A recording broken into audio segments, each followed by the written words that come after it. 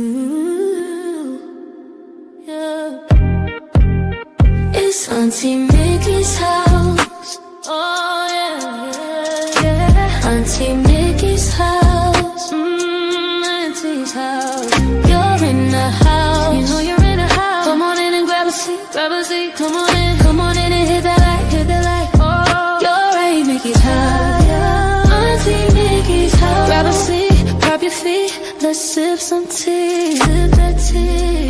Entertainment, news and spirituality. From the culture to the fun, Auntie sets the tone. Sets the tone. With a laugh and a truth, she holds the throne. She holds the throne, yeah. Auntie Mickey's house. Come on in now. Auntie Mickey's house. Oh, Auntie's house.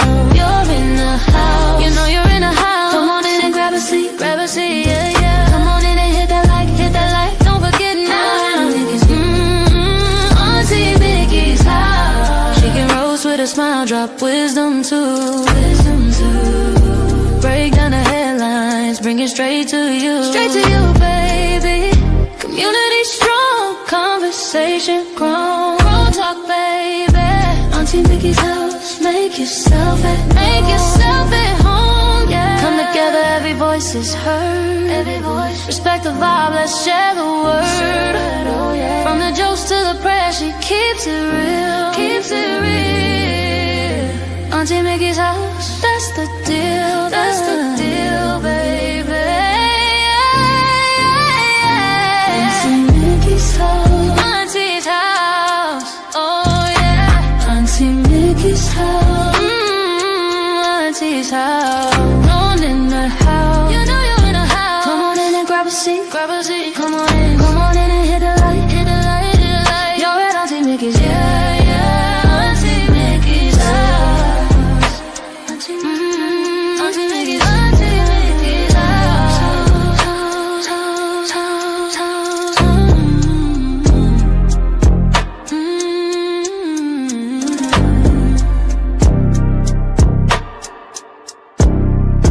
Auntie Mickey's house.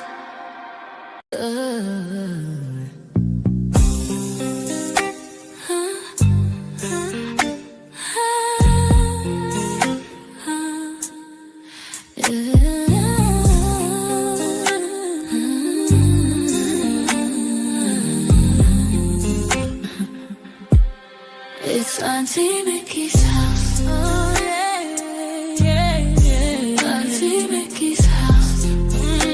Auntie's house. You're in her house. You know you're in her house. Come on in and grab a seat. Grab a seat, come on in and hit that light. Hit that light. Oh, you're at Auntie Mickey's. Yeah, yeah, yeah. Yeah, yeah. Auntie's house. Auntie's house. Auntie's house. Grab a seat, drop your feet. Let's sip some tea. Sip that tea. Entertainment, news and spirituality. From the culture to the fun, Auntie sets the tone. With a laugh and a truth, she holds the throne. She holds the throne, yeah. Auntie's house. Oh, Auntie's house. You know you're in a house. Come on in and grab a seat, yeah. Come on in and hit that light. Don't forget. Auntie Mickey's. Auntie Mickey's house. Auntie Mickey's house. Oh yeah, yeah. She can roast with a smile, drop wisdom too. Break down the headlines, bring it straight to you. Straight to you, baby. Community strong, conversation grown. Don't talk, baby. Auntie Mickey's house. Make yourself at home, yeah. Come together, every voice is heard. Every voice. Respect the vibe, let's share the word. Oh yeah. From the jokes to the prayers, she keeps it real. Keeps it real, keeps it real. That's the deal. That's the deal, baby. Yeah, yeah. Auntie Mickey's house. Auntie's house. Oh yeah. Auntie Mickey's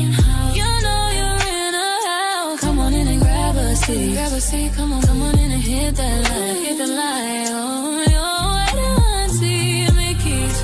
Yeah. Auntie Mickey's house, Auntie Mickey's house, Auntie Mickey's house. Oh.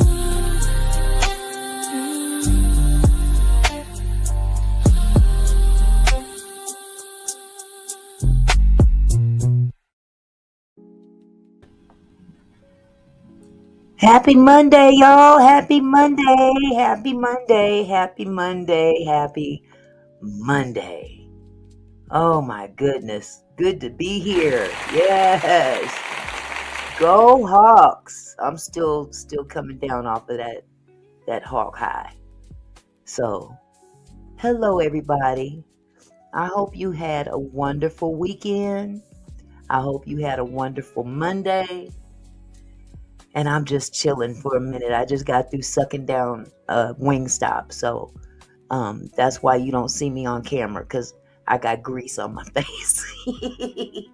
I'll cam up when I'm cleaned up. So anyway, let me first say hello to everybody in the house. Thank you so much for coming by. It's been quite an eventful weekend, but now it's time to get back down to business again.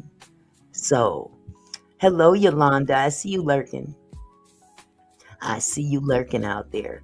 Hi, Dawn. Hello, Millionaire's Cove. Hello, Carmela. Let's see who else we got here. Camille's in the house, I see. And then there's, okay, Mr. Phillips. Hey, Mr. Phillips. How are you? Adventurous is up in here. Okay. Hello, Satin Doll.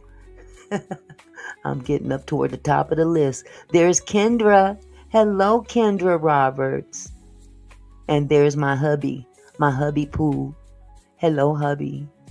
Hello, Rachel Haynes. How are you, sweetheart? It's so good to see everybody. And hello, everybody in the bushes. I'm going to have to start asking y'all to come on and hit that like button, because people ain't trying to hit the like button these days. Come on now. It don't cost you nothing. Not a dime. Not one dime. Hello, Barbara.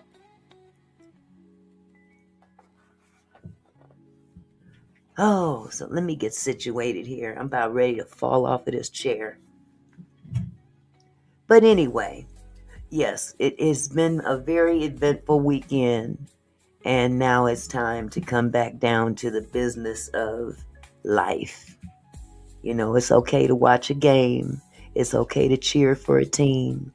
But at the end of the day, we still got lives to live. And that's all I'm going to say about that. What did I do with this? Okay. Hold up. Wait a minute. There we go. So, as you probably you can tell from the title.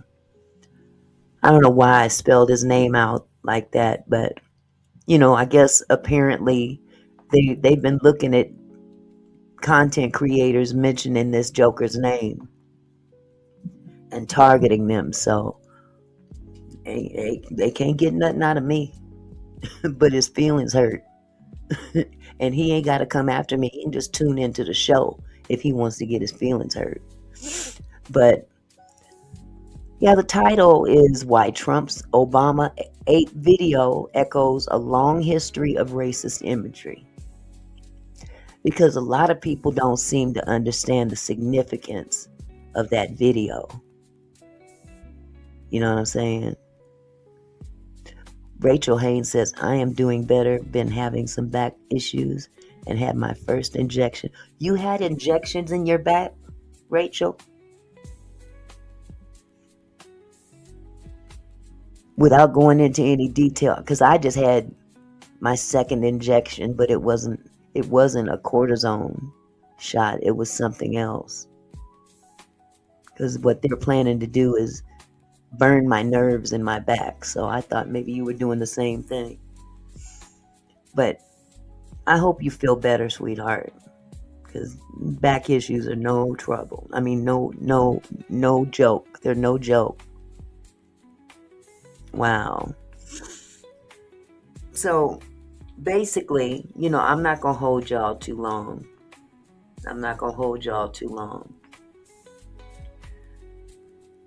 But anyway, first of all, where the ape stereotypes came from and why it still matters. Tonight we're talking about something uncomfortable. Of course, we're talking about something very uncomfortable, but it's necessary. When people compare black people to apes and monkeys, that didn't start on social media. No.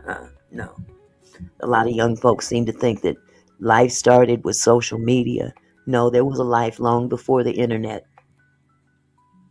This is a centuries-old propaganda tool used to justify slavery, segregation, violence, lynching, all that stuff. Hey, Diane, how are you? So drop a 1 in the chat if you've ever wondered where this stereotype actually came from. If you already know, don't bother. But if you don't know, drop a 1 in the chat if you've ever wondered where this stereotype actually came from. I'll wait.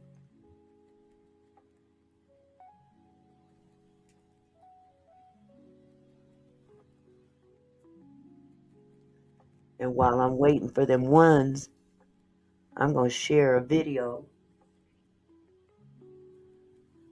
Let me share this video real quick because your president don't know how to take accountability. He don't take accountability for nothing. I mean, for real.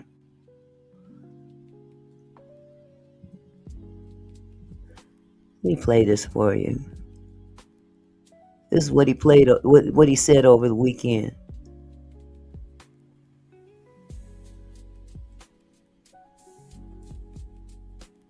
Okay, where to go? To other news now, and President Trump has declined to apologize for a racist video posted on his social media account depicting former President Barack Obama and his wife Michelle as apes. Mr. Trump blamed a member of his staff for what he called a mistake. Now deleted, he's facing a significant backlash over the video, which the BBC is not showing. It is a parody of Disney's Lion King. It depicts Mr. Trump as a lion, while senior Democrats are portrayed as various animals worshipping him. The Obama. Wow, he sure is into himself, isn't he? He's really into himself. He depicted himself as the Lion King, and all of the animals bowed down to him. The dude is delusional. That dementia is seriously kicking in hard. And I'm not telling jokes. I'm just saying, there's something wrong with that man. And don't be surprised if he don't last this whole term. Because cognitively, he's a mess. Are the only people depicted as apes. The White House press secretary, Caroline Leavitt, initially defended the video. Speaking on Air Force One, President Trump said, "I didn't see the whole thing," claiming the video was published in error, and he only saw the start of it, which was focused on alleged voter fraud, and he claims he gave it to staff to post. Well, the video provoked widespread criticism, including from many Republicans. Senator Tim Scott, who is black, described it as the most racist thing I've seen out of this White House. When asked whether he renounces the racist part, Mr. Trump fell short of making an apology. Did you? No, I didn't make a mistake. I mean, I look at a lot of thousands of things. See, once again, I made a mistake. I didn't see it. I look at thousands of things and no accountability whatsoever. And then the people that work for him and stand 10 toes down for him, they're complicit. They're just as guilty as he is. The old blonde chick that came out and says, "Oh, you get over your fake rage." Shut up. What would you know about fake rage until you walked in someone else's shoes? But that's why this has been able to go on and on and on for so many years, for generations, because people excuse it. They made it normal. This has been going on for generations. I looked at the beginning of it. It was fine. And they had that one post, and I guess it was a takeoff. By the way, a lot of people covered. If you look at where it came from, I guess it was a takeoff on the Lion King. And certainly it was a very strong post in terms of voter fraud. Nobody knew that was at the end. If they would have looked, they would have seen it. And probably they would have had the sense to take it down. As we mentioned, there has been a lot of reaction. Yvette Clarke is chair of the Congressional Black Caucus in the US. She says she isn't surprised by the video being posted. My reaction was the same outrage and alarm that most people of goodwill felt at seeing the video and posted by the President of the United States or someone within his orbit. You know, I'm not surprised. I know that many people are a bit shocked, but I'm not. And that's because ever since Donald Trump first ran for office, he was a demonstrated racist. He cooked up a whole myth about President Barack Obama being born in Kenya. I'm sorry, adventurous. That was my phone. My bad. The rise of birtherism here in the United States, and so it's just continued, but the stakes have become even higher with his outlandish and quite frankly bigoted behavior. It invokes violence in a very volatile environment that Black Americans are living in right now. Well, this was the reaction of Patrice Willoughby, Global Chief of Policy at the National Association for the Advancement of Coloured People. You know what, Camille? You're absolutely right. It's obvious he never watched The Lion King. There are no apes in that movie. But see, this is how he deflects. You notice how he deflected to the election fraud is what he can't even get over 2020. Quiet as it's kept, he can't get over Obama. Obama has been taking up residence in this man's brain rent-free for years. Jealousy is ugly, and he makes it hideous. Jealousy is very ugly. The president has used this type of racial rhetoric in the past to create the impression that people of color are less worthy. And so the American public and the global public has recognized that this is a way to cast aspersions, to make other people appear as though they are less worthy of representation.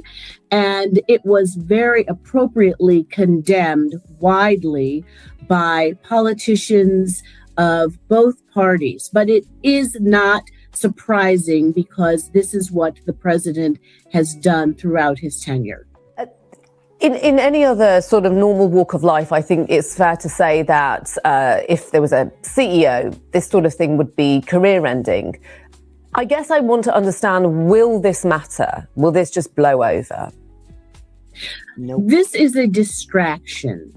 The president issues statements like this because it pulls attention away from failed policies that he has on the economy and the lack of standing with other world leaders and the general decline of the U.S. in the eyes of people around the world. Overall, it will not matter. It is a distraction because the American people see what's happening in U.S. cities with the proliferation of border and customs patrol, the growth of essentially secret police that are attacking people who are both citizens and non-citizens, and which violates the Constitution. So overall, it's not going to matter because people can differentiate between fact and fiction. Patrice Willoughby, Global Chief of Policy at the National Association for the Advancement of Coloured People, talking to my colleague Nomia Iqbal. So many from both sides have basically been speaking out. Hello, Lisa. How are you? Many from both sides have spoken out, okay, against this man's actions, the recent actions, but they've been speaking out a lot more on other actions as well. But this one right here took the cake. And I mean, people from like Tim Scott, the only black senator in the Republican Party, even he had to come out and say something. And he been licking that man's boots for a long time. Also, evangelic leaders have been coming out saying what they've got to say. Let me share this video with you.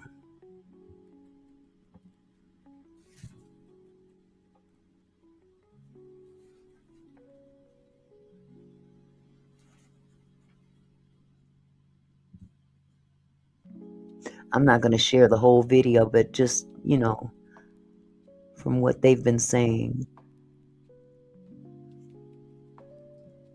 Okay.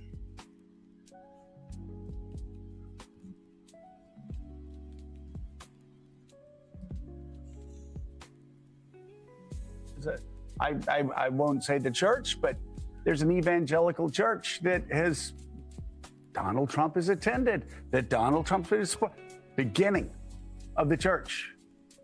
The leader, the founder, the preacher all stood up and said, what happened yesterday was not right. What happened yesterday was un-American. What happened yesterday goes against everything we teach here.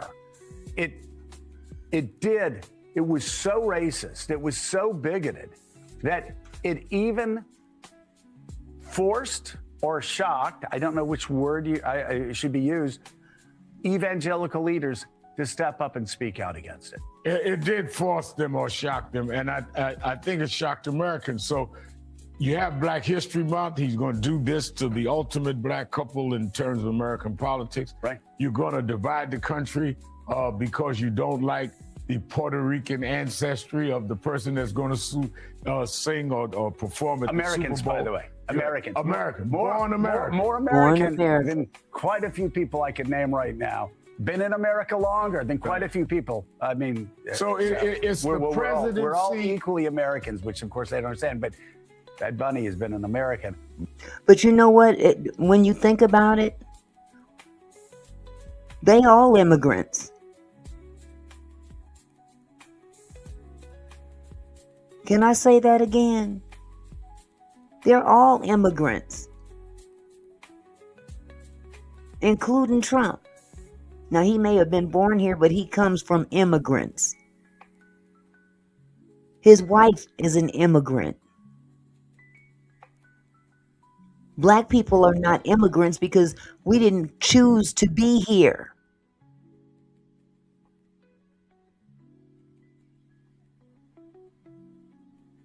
People don't seem to get that. The only true Americans, if you want to just call a spade, is the Native American. And this land was stolen from them. Much longer. By birth.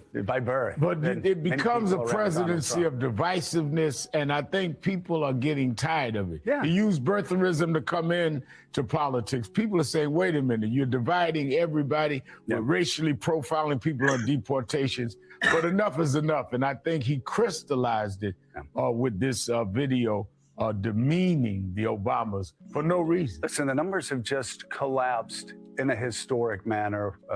The Hispanics that were gained, the working Americans that were gained, the younger voters that were gained, even some male black voters, they have more vote from men.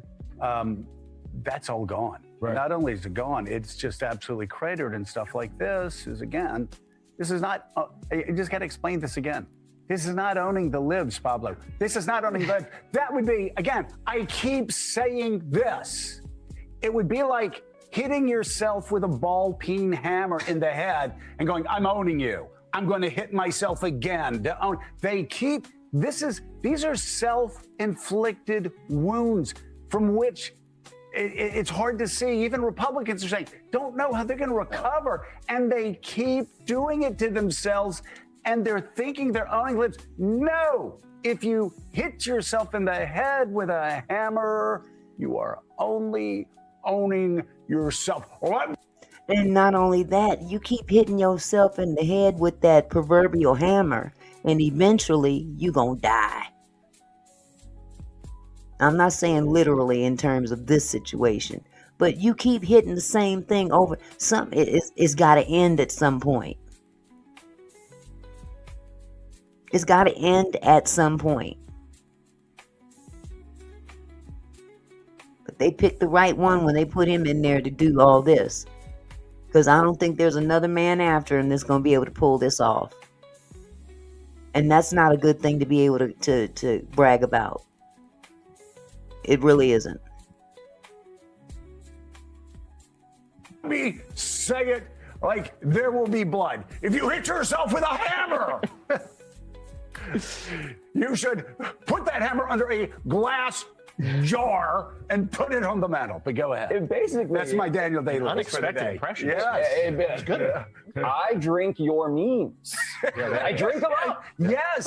But the artwork, such as it is yet again a bleep posted meme, right? Right. So this is the definition of drinking poison and hoping your opponent dies. Right. This is, I mean, it's just like you are catering to the. It's unbelievable. It's the sub basement, the fracking level poisoned well that they're drawing from. That's the derrick atop the earth that they are mining. Yes. And in the process, everything else is getting poisoned. And they don't realize it. That's what's happening in Minnesota. What's happening with Bad Bunny in the Super Bowl. That's what's happening on the internet, where we say it all the time now. The most Twitter-brained institution we've ever seen is this White House. And it's not connected to what anybody in normal mainstream life is even vaguely sympathetic to. So basically, what they're saying is that, you know, even now, every now and again, we see this imagery pop up like we just did with him when he put that out there on Twitter. Every now and again, we see these racist images peep out their little heads. Even now. Let me share something with you, just to prove my point. Just to prove a point. Okay, where is it?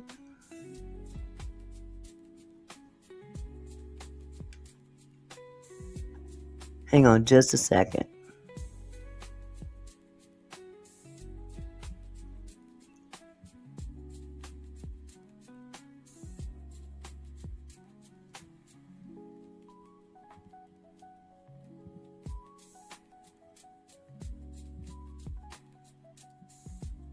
This, believe it or not, is I don't even know what to call it.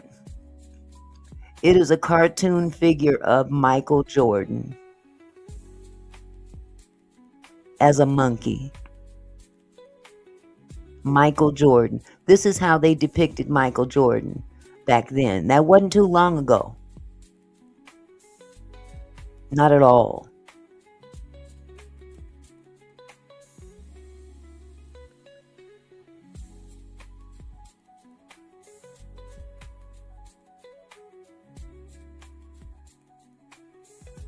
Oh, but you know what? Here's another one I want you to see. Now, this is a video that I found here on YouTube. Now, this video was done three years ago, and it was from a content creator that was covering a story that had happened 3 years prior to that. So, just to give you some context, the video that I'm about to show you is from 2019 about a woman who referred to Michelle Obama as an ape in heels. Now, she did that back in 2016. But you know God is good. God is so good. Sometimes he make you eat your own words. Hold on just a second. I covered a story 3 years ago by a woman out of West Virginia named Pamela Taylor, 57 years old now. And at the time period, she had made headlines because she called First Lady Michelle Obama an ape in heels. Now, in that video, because she decided to call names and try to clown Michelle Obama, I had to take her to task a little bit. So I want to make sure, if you have not seen the original video from 3 years ago. Now, I just said this happened in 2016 is when she initially made that statement about Michelle Obama. This video is 3 years after that, because sometimes things will catch up with you when you least expect it. Then I'll leave a link, and I'm clowning on her a little bit. I'm not gonna lie with you, because she's kind of opened herself up to that for calling Michelle Obama an ape in heels. I just don't take too kind to that. Now, you fast forward to now, this woman, the same woman, and you know God is good. God is so good. Yes, he is, isn't he? She had falsely registered more than $18,000 in FEMA disaster benefits after historic flooding in Clay County, West Virginia in the same year, 2016. Now, those floods killed 23 people. She claimed that her primary residence was damaged in a flood and that she was staying in rental property, the prosecutors stated. Now, her home was not damaged at all. However, and she still lived in the home. This woman was stealing money. Stealing money.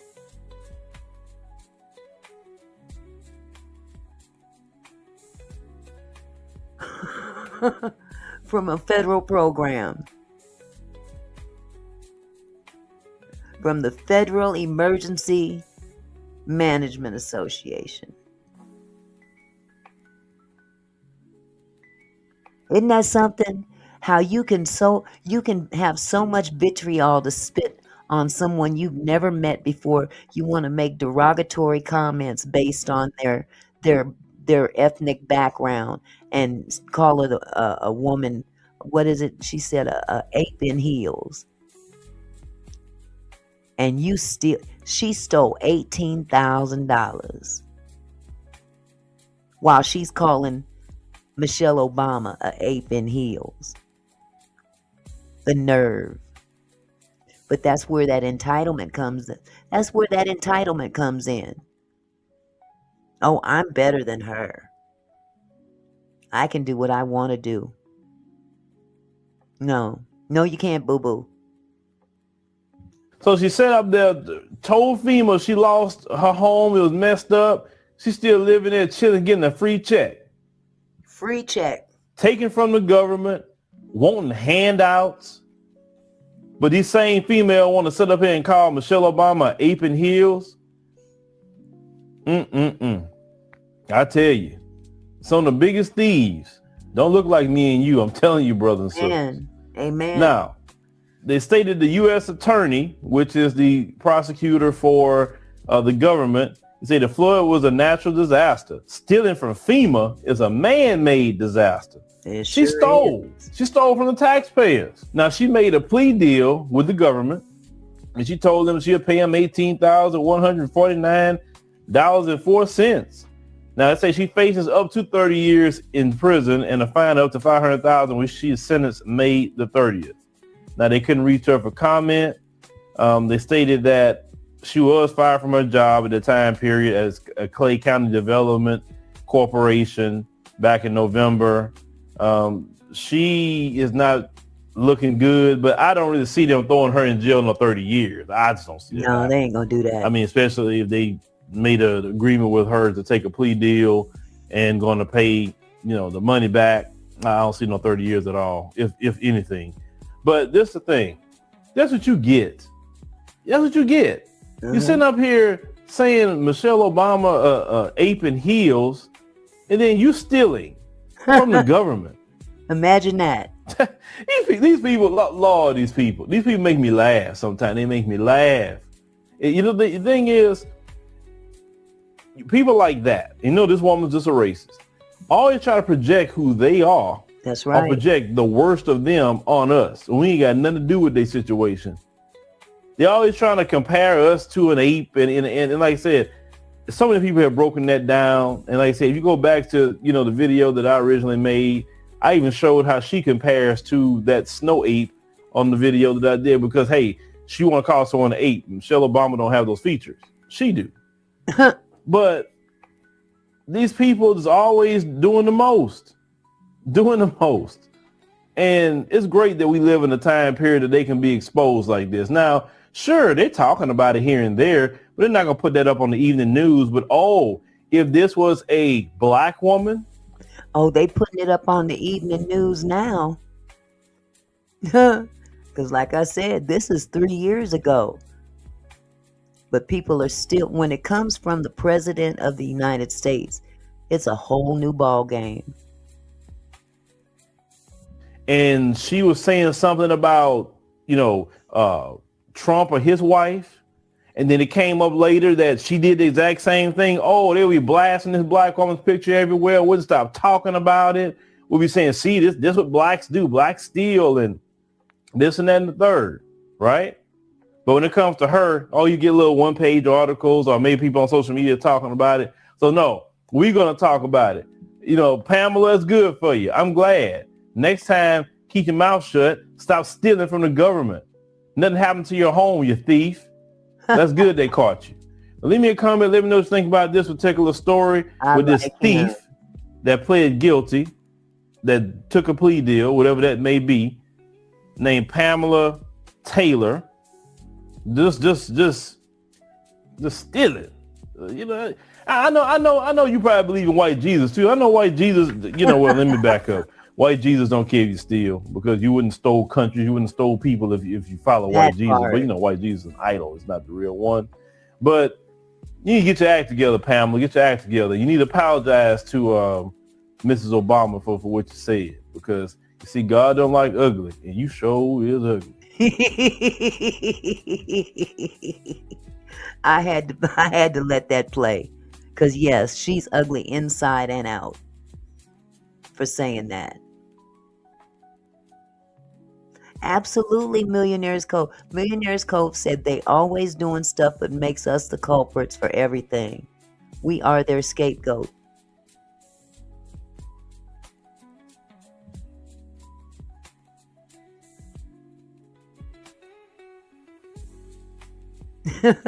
Adventurous You says, white Jesus. I heard a black Jesus from Good Times, but not white Jesus.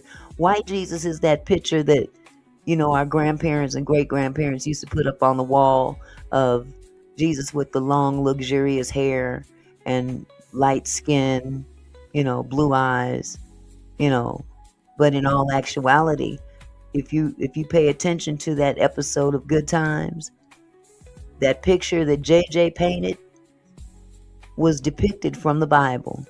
That's how the Bible depicted Jesus.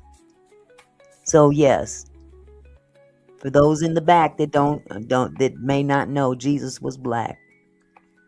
I hate to bust your bubble if you don't think otherwise. So anyway, I just thought it was appropriate to show those videos to you, because there is a history, and a lot of even black people don't realize the history or the extent of the history. So when black people are compared to apes or shown with monkey-like traits, that isn't just an insult. It's the echo of a centuries-old lie. that was used to deny our humanity and justify violence. This is what they did to justify denying us humanity and to justify violence against Black bodies. There's a reason for comparing Black people to apes is considered one of the most extreme forms of racism, because it comes from a long history of propaganda designed to strip Black people of their humanity. And some imagery is so loaded that it carries history with it. And depicting Black people as apes is one of those images. It has been used for centuries to excuse slavery, segregation, and brutality. Referring to Black people as apes isn't edgy humor or free speech. It's a recycled narrative from a time when calling us less than human made oppression acceptable. This is what they would do to convince themselves that what they're doing and saying was okay. Hold on a second.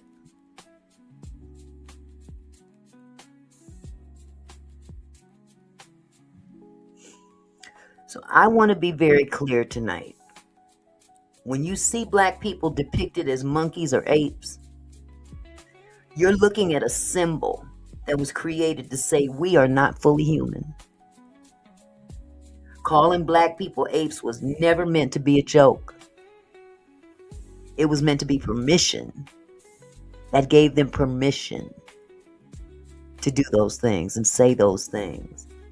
And if we're going to be honest about it, if we're going to be honest about why this imagery is so dangerous, we have to confront its origins.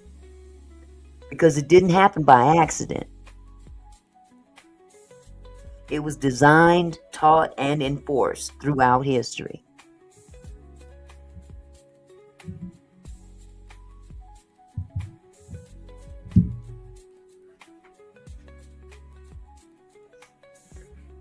Just as an example, here's some images that come from way, way back. Way, way back.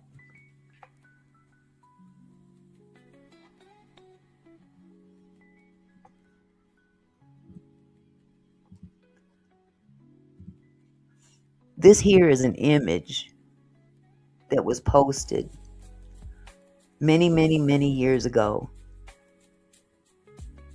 of a young Black child compared to a monkey. Let me turn down this music.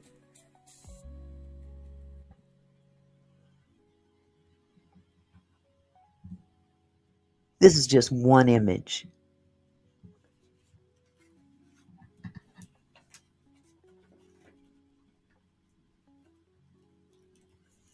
Here's another one I'm going to share with you.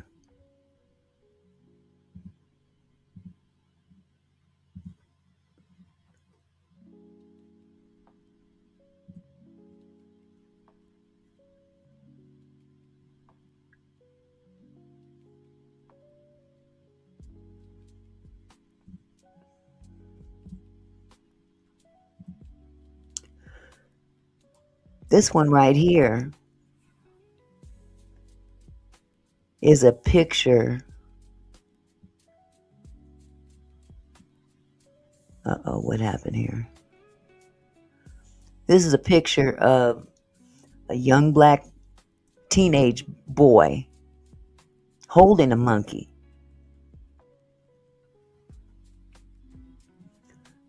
Let me see, what did I just do? Okay. Even the food and tobacco products that they sold back then.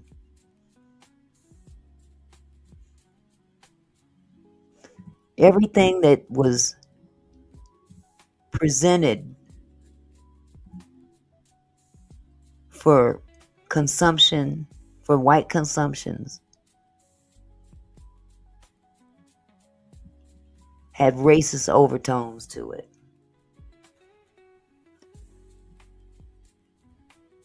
Now, spoiler alert, this is not to promote racism in any way. I'm just showing you the obvious.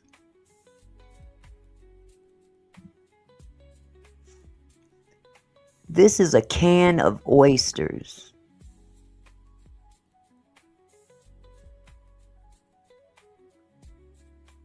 Canned in Mississippi. They're Mississippi oysters. And the name of these oysters are Negro head oysters. They had another name for it as well.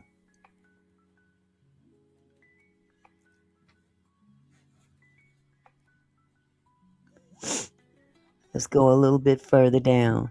They called them niggerhead oysters. And they were sold in stores. Just as blatant. I'll read a little bit of it to you. This is back in 1953.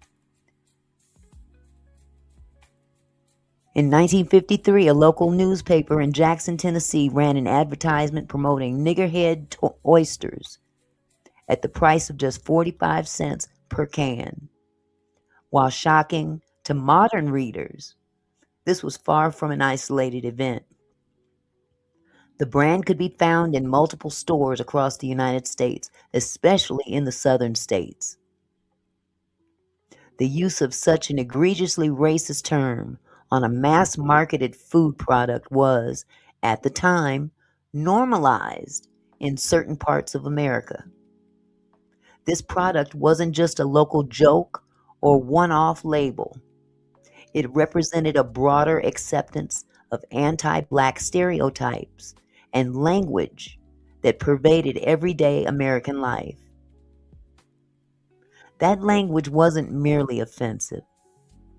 It was a tool of dehumanization, a reinforcement of racial hierarchies, and a clear indicator of how deeply white supremacy influenced consumer culture. Let me scroll down some more. Here's another product. Nigger hair smoking tobacco.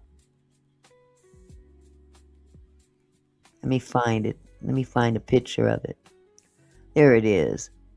This was smoking tobacco. The name of it was nigger hair smoking tobacco.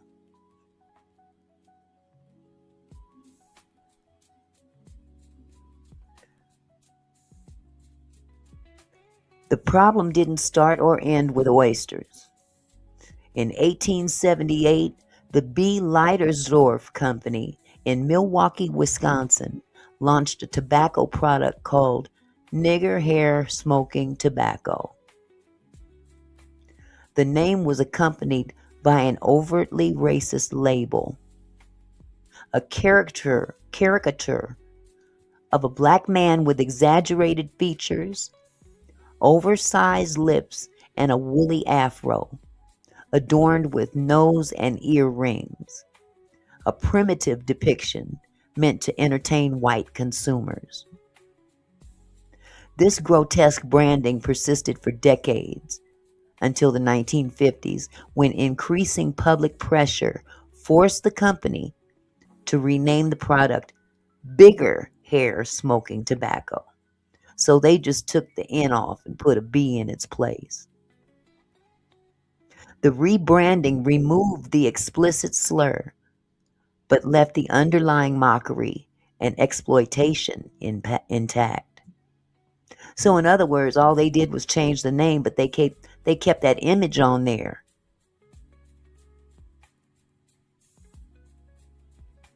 Racist marketing wasn't a fluke, it was strategic.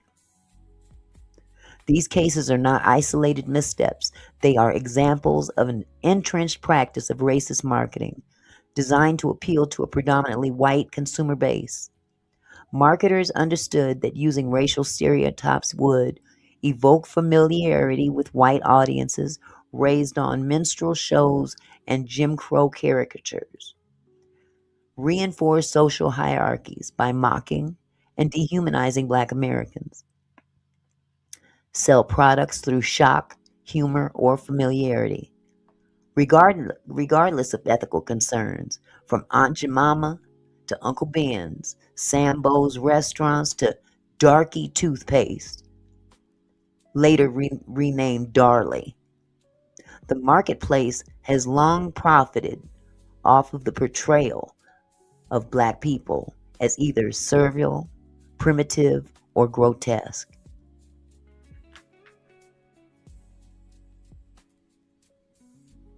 Let me take this one down. Oh, shit. I'm sorry, I just got rid of everything. Dang it. Hold on, let me see if they're still there. Nope. Everything I had is gone. Hold on just a second. I'm going to try to get it back.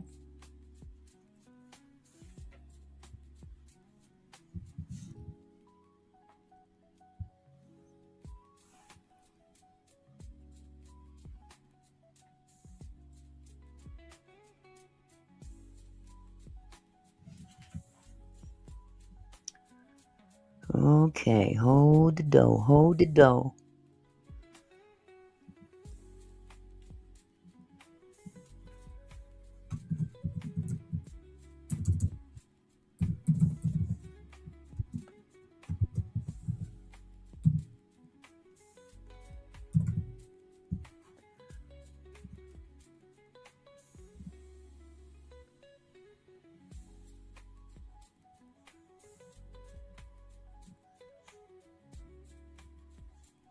All right, here we go.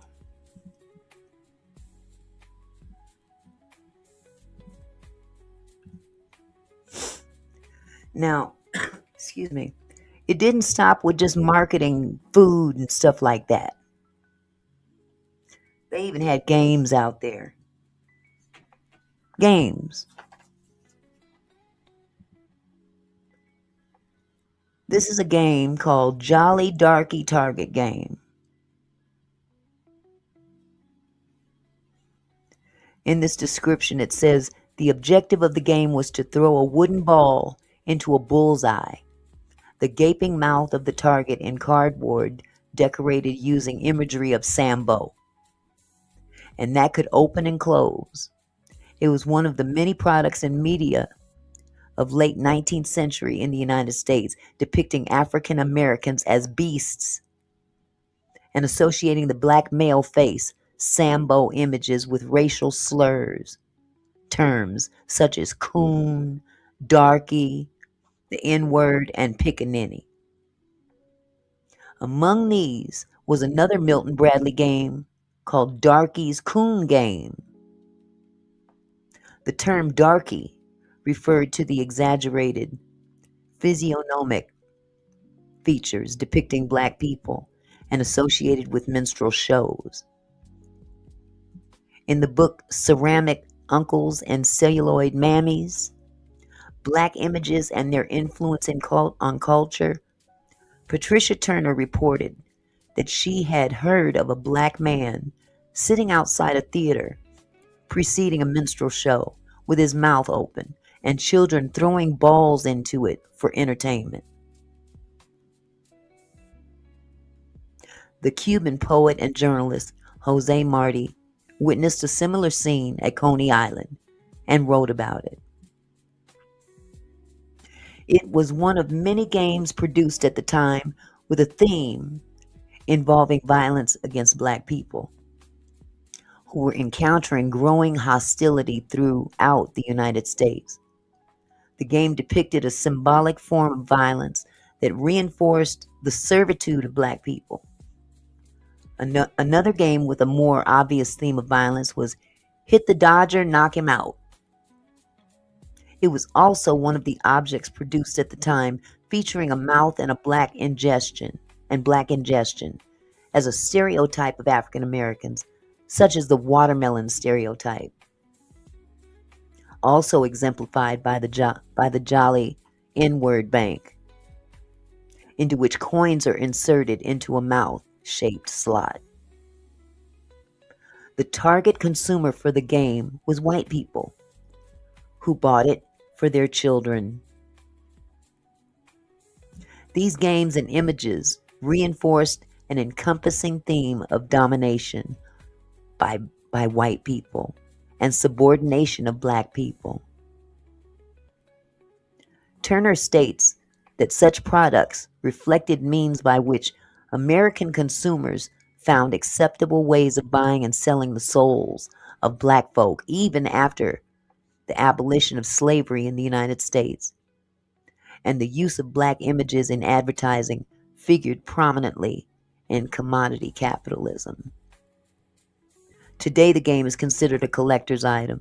It is part of collectible black memorabilia consisting of objects such as dolls, toys, and postcards that include those that are offensive or racist, even the most contemptible examples of such works. By 1993, there were about 50,000 black memorabilia collectors in the United States, about 70% of whom were African Americans.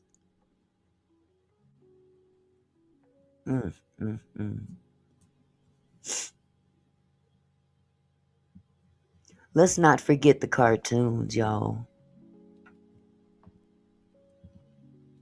We can't forget the cartoons.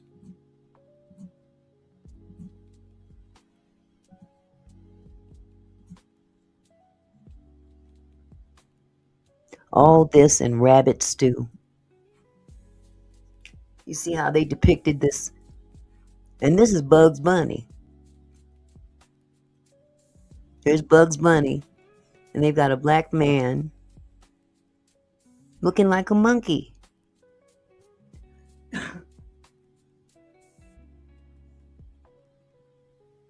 There is one more video I'm going to try to find that I accidentally deleted. If you bear with me for just a moment.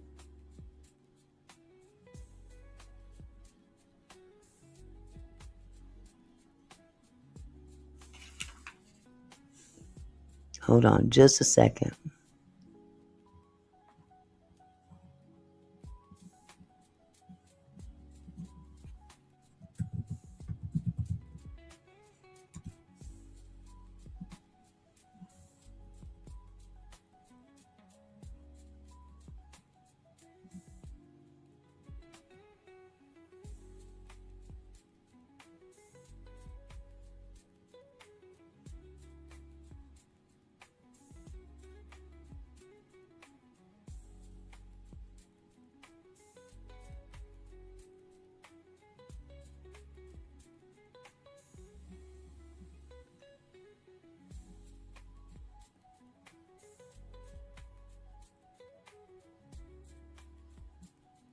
Now, let's see.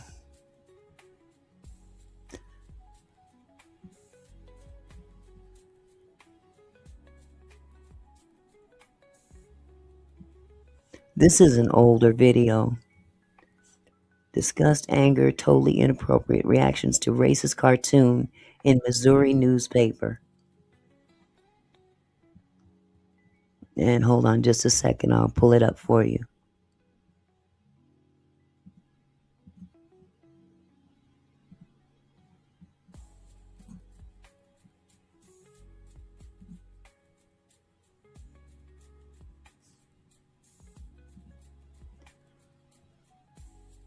Reaction tonight to that controversial editorial cartoon out of Washington, Missouri. Many call it racist and inappropriate. 3 people, including the publisher of the Missouri newspaper, have now all stepped down. 5 on your side's Robert Townsend has more on the fallout.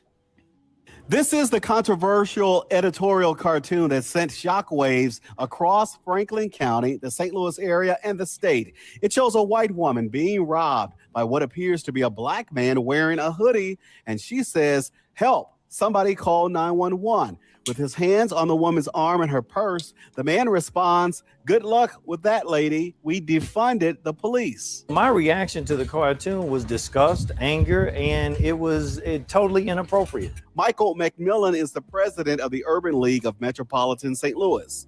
When you look at where we are as a nation right now, that cartoon is the exact example of what not to do. We need to be coming together, making sure that blacks and whites and people of all different races and ethnicities are trying to come together. The co-owners of the family-run newspaper, Susan Miller Warden and Jean Miller Wood, posted a message on the paper's website. They say, quote, "On behalf of the Missourian, we are sorry and disgusted for the editorial cartoon, which was published by their father, Bill Miller Sr. The two daughters resigned.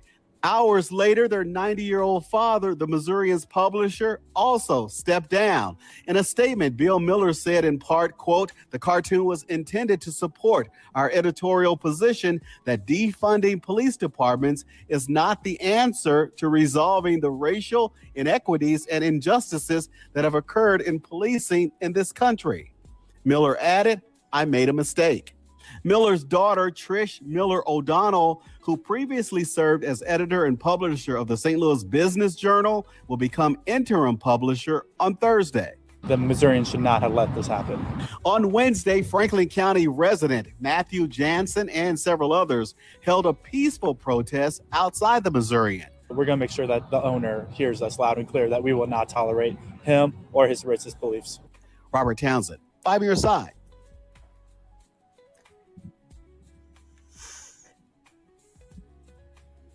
And let's not forget about Amos and Andy. This one's from 1952.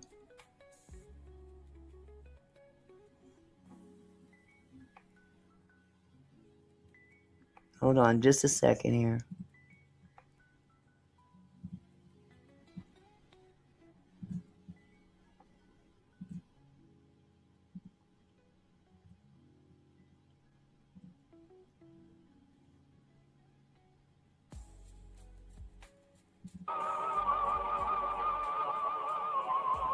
Out of the library of American folklore, those treasured stories such as Huck Finn, Paul Bunyan, and Rip Van Winkle, which have brought us laughter and joy for generations, come the warm, lovable tales of Amos and Andy, created by Freeman Gosden and Charles Correll, presented by the Blatz Brewing Company of Milwaukee, Wisconsin, a division of Shenley Industries, on behalf of Blatz dealers everywhere. Now enjoy Blatz, Milwaukee's finest beer. I'm from Milwaukee and I ought to know. It's Blatz, Blatz, Blatz, Blatz, wherever you go. Blatz, Blatz, Blatz, Blatz, wherever you go. Lord have mercy. Hello, Lady Letitia. How are you, sweetheart? Oh yeah, blackface too. There's so much that we could pull up tonight. We'd be here all night, honestly. We would be here all night.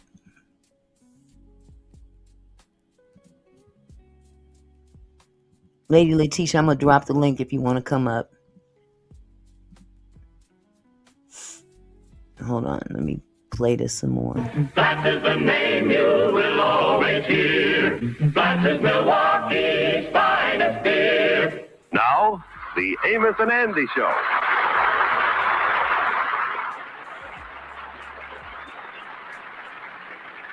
Hello, folks. This is Amos. We is now in the Grand Central Station. And the reason we are down here is to see Sapphire's mama off to Chicago to visit her other daughter, Fluorescent. Sapphire. Sapphire's mama. You see how, and this was funny. This was supposed to be funny. This was entertainment. This was entertainment for white people. Degrading entertainment for white people. Let me see if I can make this further.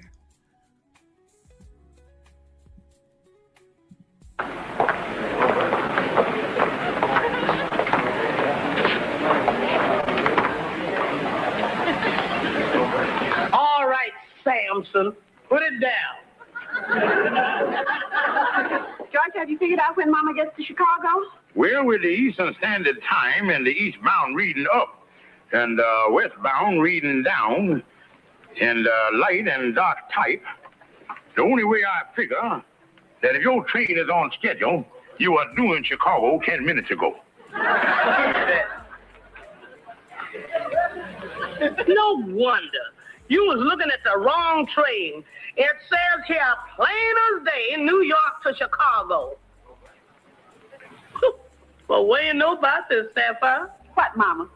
It says here, I got a half-hour stopover in Los Angeles. Oh, Mama. You know, it's sad that there's so many that we could pull to show. We'd be up all night looking at all this, and honestly, it turns my stomach. It turns my stomach to watch a lot of this old stuff. See, I remember the stories from my grandfather when he went to war, and the Italian women thought that black soldiers had tails. That's because the white soldiers told those women over there that the black soldiers had tails. So, when a black soldier was on leave and went to go, spend some time with a woman or whatever, first thing them women wanted to do was see their tail.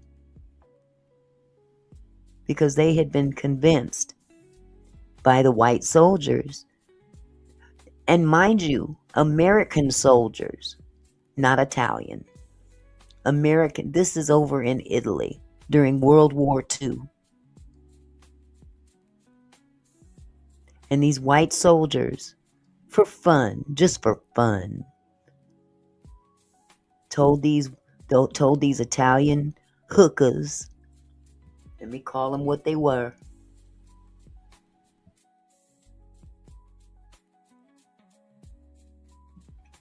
told these Italian hookers that black soldiers, black men had tails. And these white officers and soldiers did that for sport. Now, there's a long story behind that story. I'm not going to get off into that. But this is how racism is ingrained into people. This is how it's ingrained, that we're ignorant, that we ain't got no sense, that we're stupid. We're there for their entertainment, for their mockery. Now, a lot of people did criticize Amos and Andy for, playing those roles, but they got paid very well. But sometimes you have to understand all money ain't good money. The 20th Century Limited to Chicago, now boarding on track 6. Uh-oh, that's my train. I better check my bags to see if they're all right. Tell her you're going to miss her. Gonna miss you, Mama. Can't you be more sincere? I don't want to overdo the thing. She might not leave. Everything's all right. I guess I better get on the train. George, you're not going to stand there and let Mama lug those heavy suitcases to the train. Why, certainly not. Put them down, Mama. And I'll scout around, see can I find you a hand truck.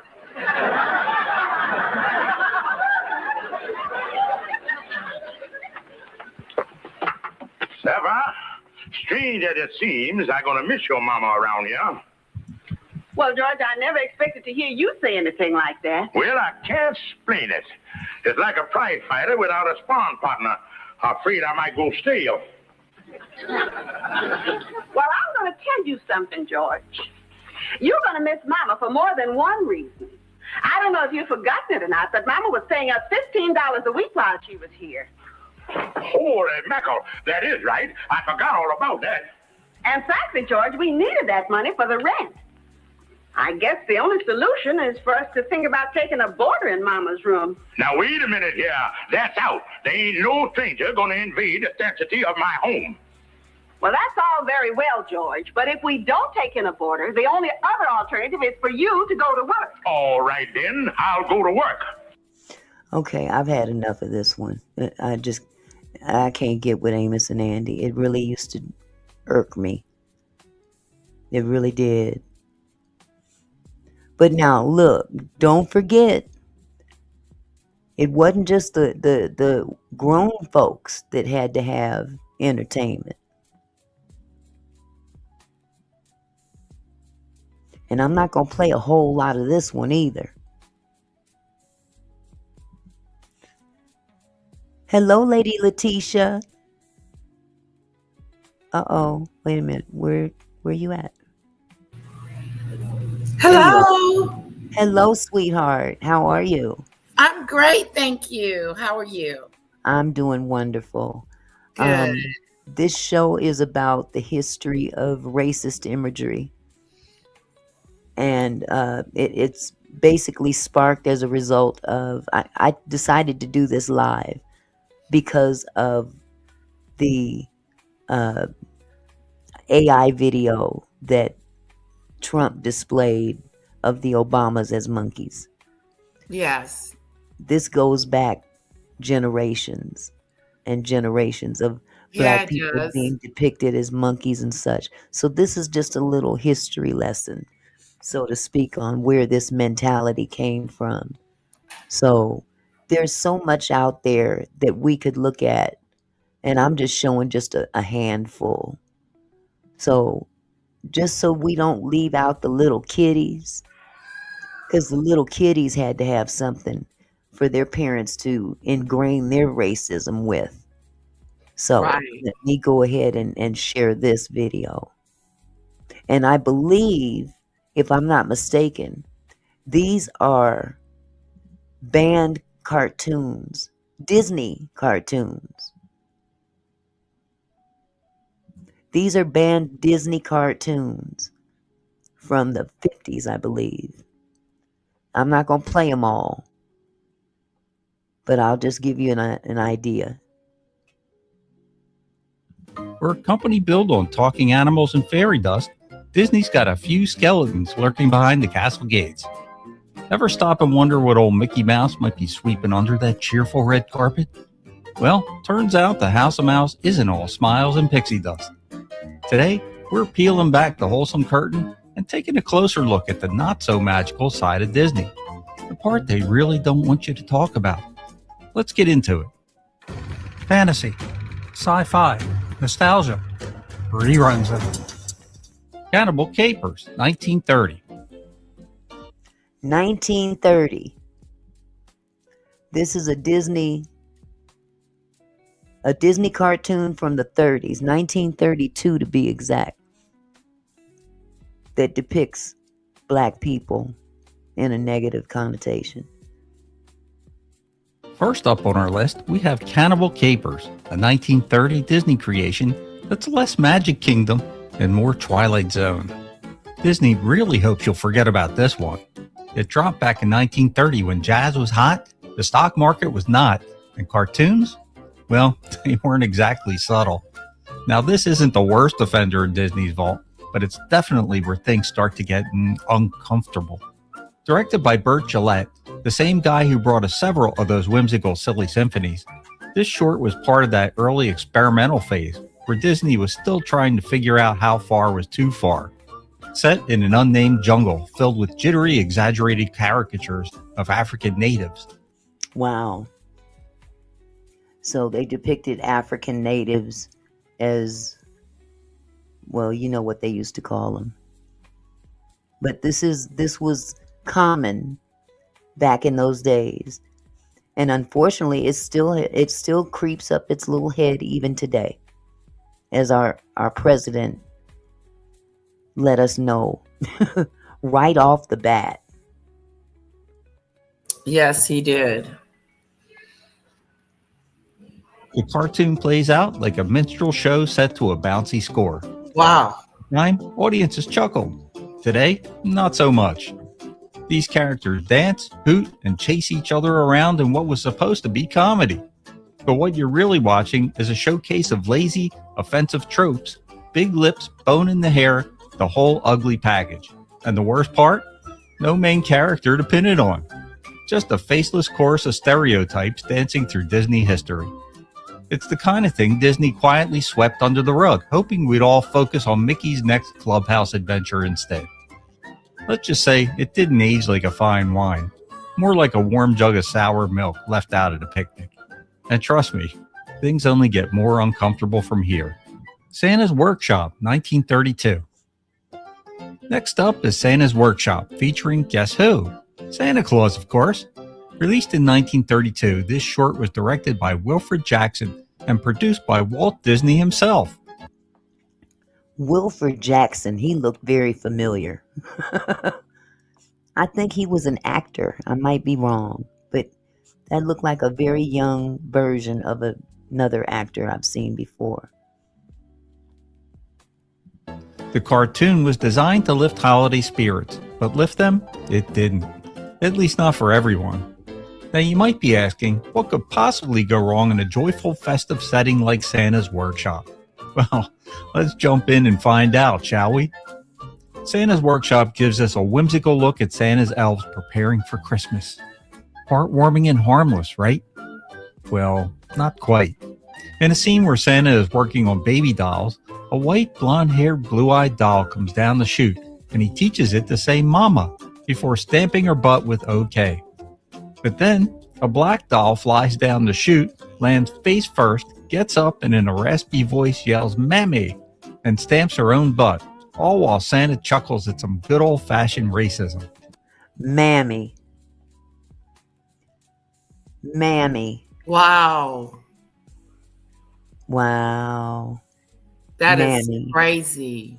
Mm-hmm. And she had to stamp her own butt. Yep. But you see She what be I'm talking stamping about? butts anyway. Nasty. Not mama, but mammy. Yes. Mammy.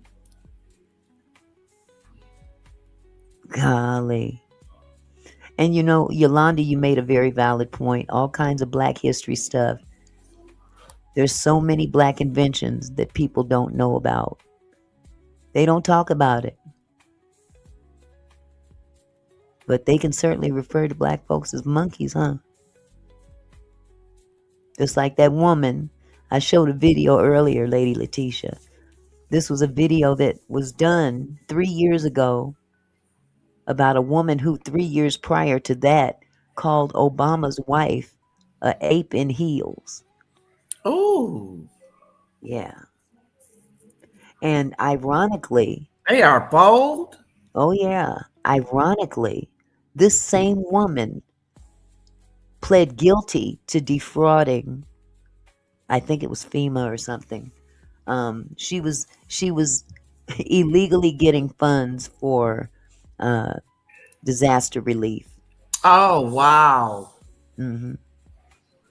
So, you know, God has a way of making you, or humbling you, I'll put it like that. Humbling you. That's a But good the audacity for her to refer to Michelle Obama at that time, she was the first lady at the time. Wow. That she referred to her as that. She said, I'm tired of this ape in heels. That's sick. The cartoon came under fire for perpetuating racial stereotypes, and it's clear why. For audiences of the era, the racial and ethnic caricatures likely went unnoticed or were simply accepted. And if you're wondering if it's still watchable today, it is. Well, kind of. The cartoon exists in the Disney archives, but good luck finding the original unedited version. You have to wonder what aspects of today's media will age just as poorly. Three Little Pigs, 1933. Uh-oh. Swinging in at number 3 is none other than The Three Little Pigs, a classic that's often narrated to kids before bedtime. The cartoon emerged in 1933, and if you think this nursery rhyme-inspired cartoon is all huff and no puff, well, think again. But it's just 3 little pigs building houses and a wolf who's bad at demolition, right? What's the controversy? Well, sit tight, my friends, because this version has the big bad wolf disguising himself as a Jewish peddler in one controversial scene. A Jewish peddler. Wow. The racism is real. Yeah, it is. A Jewish peddler. I'm surprised they didn't put big lips on him and make him black Yeah, me too. as the bad guy. Because that's what they did. You heard that right. The cartoon dips its toes into anti-Semitic territory, with the wolf wearing a disguise that leans into Jewish stereotypes. The cartoon was released during a time when anti-Semitic sentiments were alarmingly present, both in America and around the globe. The wolf's caricature wasn't an accident. It was a reflection of the prejudices of the time. Disney has since made changes to the wolf's appearance in the cartoon, but the original, unedited version remains a painful reminder of a less enlightened past. Wow. Is it available for watching today? Well, the modified version exists, but Disney has done a great job of burying the original like a dog with a bone. Trader Mickey, 1932. At number 2, we have Trader Mickey. Released back in 1932, Trader Mickey was directed by Burt Gillette and Dave Hand and voiced by the man himself, Walt Disney. It's fair to say that this cartoon is one for the history books, but not in the best of ways. Picture this. Mickey Mouse and his trusty sidekick Pluto are in the jungle, traveling up an African river with a cargo of clothes and musical instruments. Seems harmless, right? Wrong. They encounter a cannibal tribe that's depicted with, you guessed it, exaggerated features and deeply troubling actions that echo the disturbing racial stereotypes of the time. As though Africans were just animals in the jungle. Exactly. Hi, down south, Stitcher. That's horrible. But this is the norm. It's been like this for generations. Even in some cartoons today. You'd be surprised. Wow. It's not long before our dynamic duo was captured by the tribe and almost cooked for dinner. Mickey turns things around by playing a saxophone while being boiled in a cauldron, and an all-out native party breaks out. While this cartoon does share some striking similarities with Cannibal Capers, we rank Trader Mickey higher on our list because, in Trader Mickey, the racist stereotypes are not just part of the background, they're central to the narrative. Yep. Mickey and Pluto directly interact with these caricatures, which bumps up the controversy factor to a whole new level. Mickey's Melodrammer, 1933. Hold on to your mouse ears, folks, because taking the crown for the most controversial Disney cartoon of all time is none other than Mickey's Melodrammer from 1933. Directed by Wilfred Jackson and starring Disney's golden duo, Mickey and Minnie Mouse, this one is a real doozy. Wow. So here's the rundown. Mickey and his friends decide to stage the controversial play, Uncle Tom's Cabin. Oh no, not Uncle Tom's Cabin. No, they didn't. Yes, they did. No, they didn't. Ooh, Jesus. Okay. I'm gonna hold my tongue. Let me hold my tongue. Let me hold my tongue. But the way they go about it, questionable to say the least. Mickey actually dons blackface in this cartoon, and does so by having a firecracker literally blow up in his face. And he's not the only one. Mickey's friend Clarabelle the cow rubs soot all over her face from a burning candle glass to achieve the same effect. Wow. But as bad as that looks today, it wasn't just the blackface that caused a bit of a stir. The cartoon doubles down on its racially insensitive escapades with risque depictions of Uncle Tom characters, right from attire to accent. The cartoon dropped when America was neck deep in racial segregation and the cruel reality of Jim Crow laws. As unsettling as it sounds, this cartoon was right at home in the culture of the era. There were no massive protests, no outrage. It was simply accepted as yet another lovable Disney cartoon. Wow. Flash forward to today, and Disney has banished this one to the vault. You definitely won't catch it on Disney Plus or any other official streaming site, that's for sure. So there you have it, folks. 5 Disney cartoons that captivated audiences in the past, but have now been buried deep in the Disney library, never to show their face again. It's a sketchy side street in the annals of animation history, that's for sure, but one that shouldn't be hidden away as if it never happened. What do you think? Are there any other cartoons you think should have made the list? Tons of them. I'm gonna leave that alone. There's tons of them. There's tons of them. You're Tons muted, of sweetie. them. Oh, so what do you think about all this, love? It's sad. It really Yeah. is. And they need to abolish it. Get rid of it altogether instead of putting it in a vault, number one. It's just sad. This is what our president does. He brings about things that are controversy, and he's supposed to be the leader. He's supposed to be the person that stops the division, stops the segregation, and stop it. But instead, he's promoting it. Absolutely. And the sad part about it is, wait a minute, why don't I see you on my screen?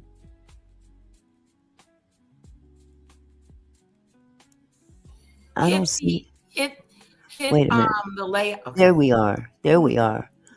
Oh my God. I was like, where did she go? I hear her.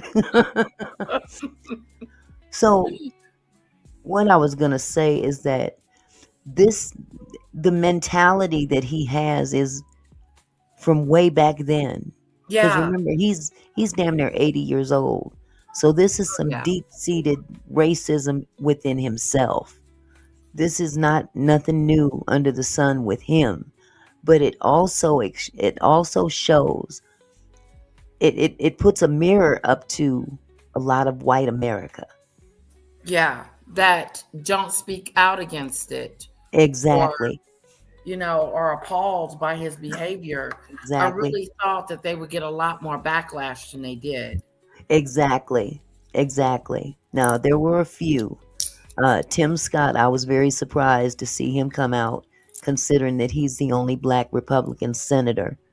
But even when he came out, he said something to the effect of, "I pray this is fake." Man, you know good and well that ain't fake, and you know he's it ain't racist. fake. You know good and well. A lot of evangelical leaders have come out as well. Oh. But yeah, but the audacity of it all has to be just as powerful as the audacity of ICE. Yeah, It needs to be on that level. it does. The protesting in the street, just It like with does. George It really Floyd. needs to have a bigger outrage, a way bigger outrage. Absolutely. I'm with you. And see, Protesting. a lot of Americans, black and white, don't realize how deep-seated this is. It's embedded. It's baked in. It's baked in racism, and it's taught from generation to generation. Yeah, generations. You of know, especially when you look at those Disney cartoons. That was planting the racist seed in those children. In the children.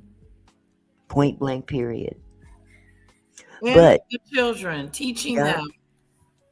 But this stuff goes way back even farther than what I just showed. It goes way back to the 1600s, slavery era foundations. And the key idea was to dehumanize as justification. It was dehumanization as justification. Wow. European enslavers needed a moral excuse for slavery. Africans were described as animal-like, savage, subhuman. Okay? If you convince society someone isn't fully human, you can do anything to them. That was the thinking. Wow.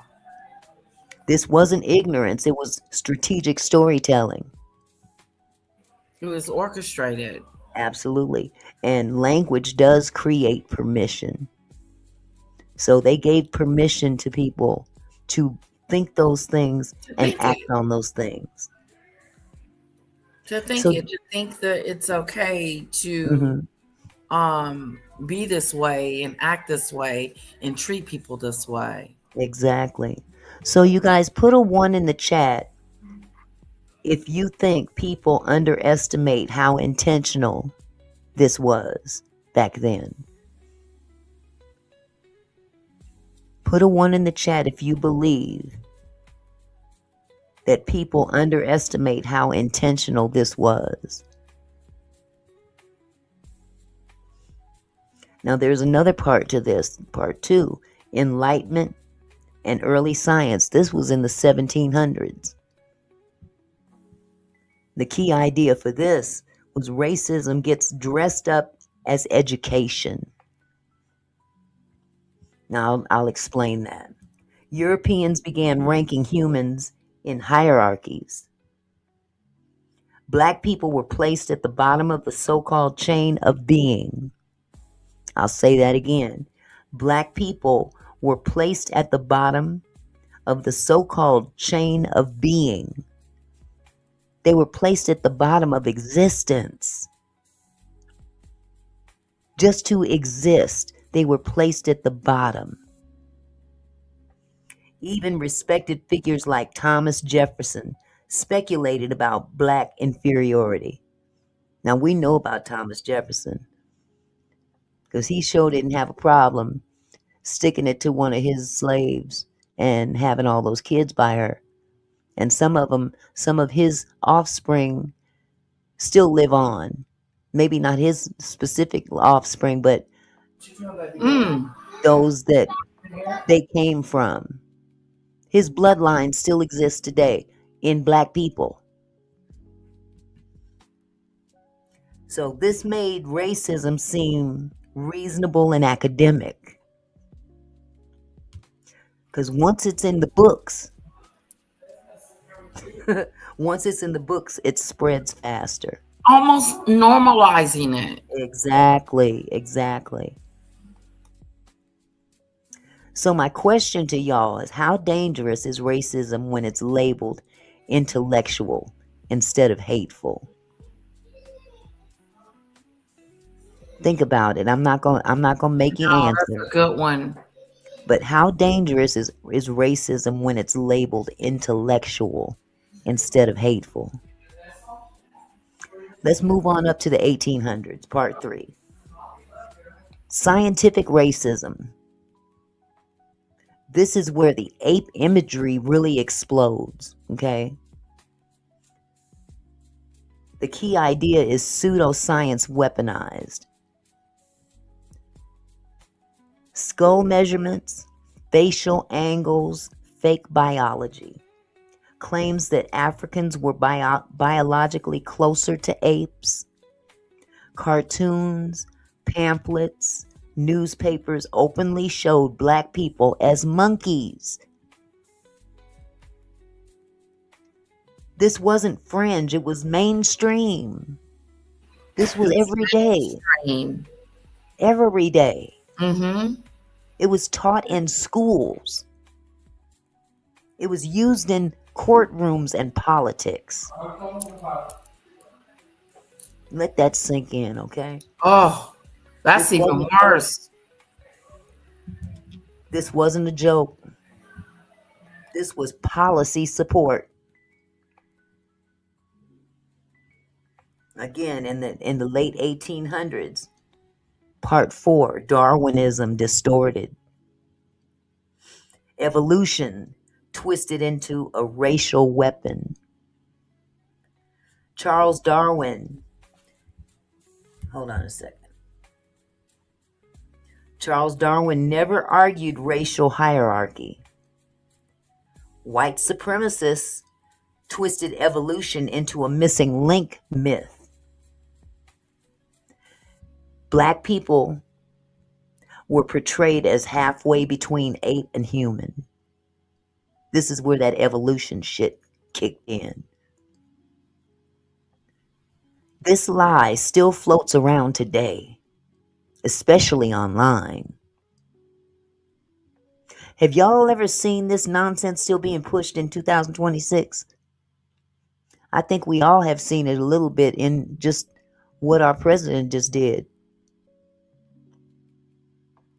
This lie still floats around today, especially online. See, if you notice, mainstream media, they're not really talking about what happened. No, they're not. You know why? because certain people own mainstream media. CNN, Fox News, all these different major news networks are owned and don't want this out there. They have a narrative to spin. Right. And if their reporters don't report the way that they want them to, they'll just get rid of them. Look at Don Lemon. Yeah. Sure did. Look at Don Lemon. You're not going to report or say what I want you to say. So now we'll move on up to the 1900s. The Jim Crow era normalization. The key idea was to dehumanize. The dehumanization becomes entertainment.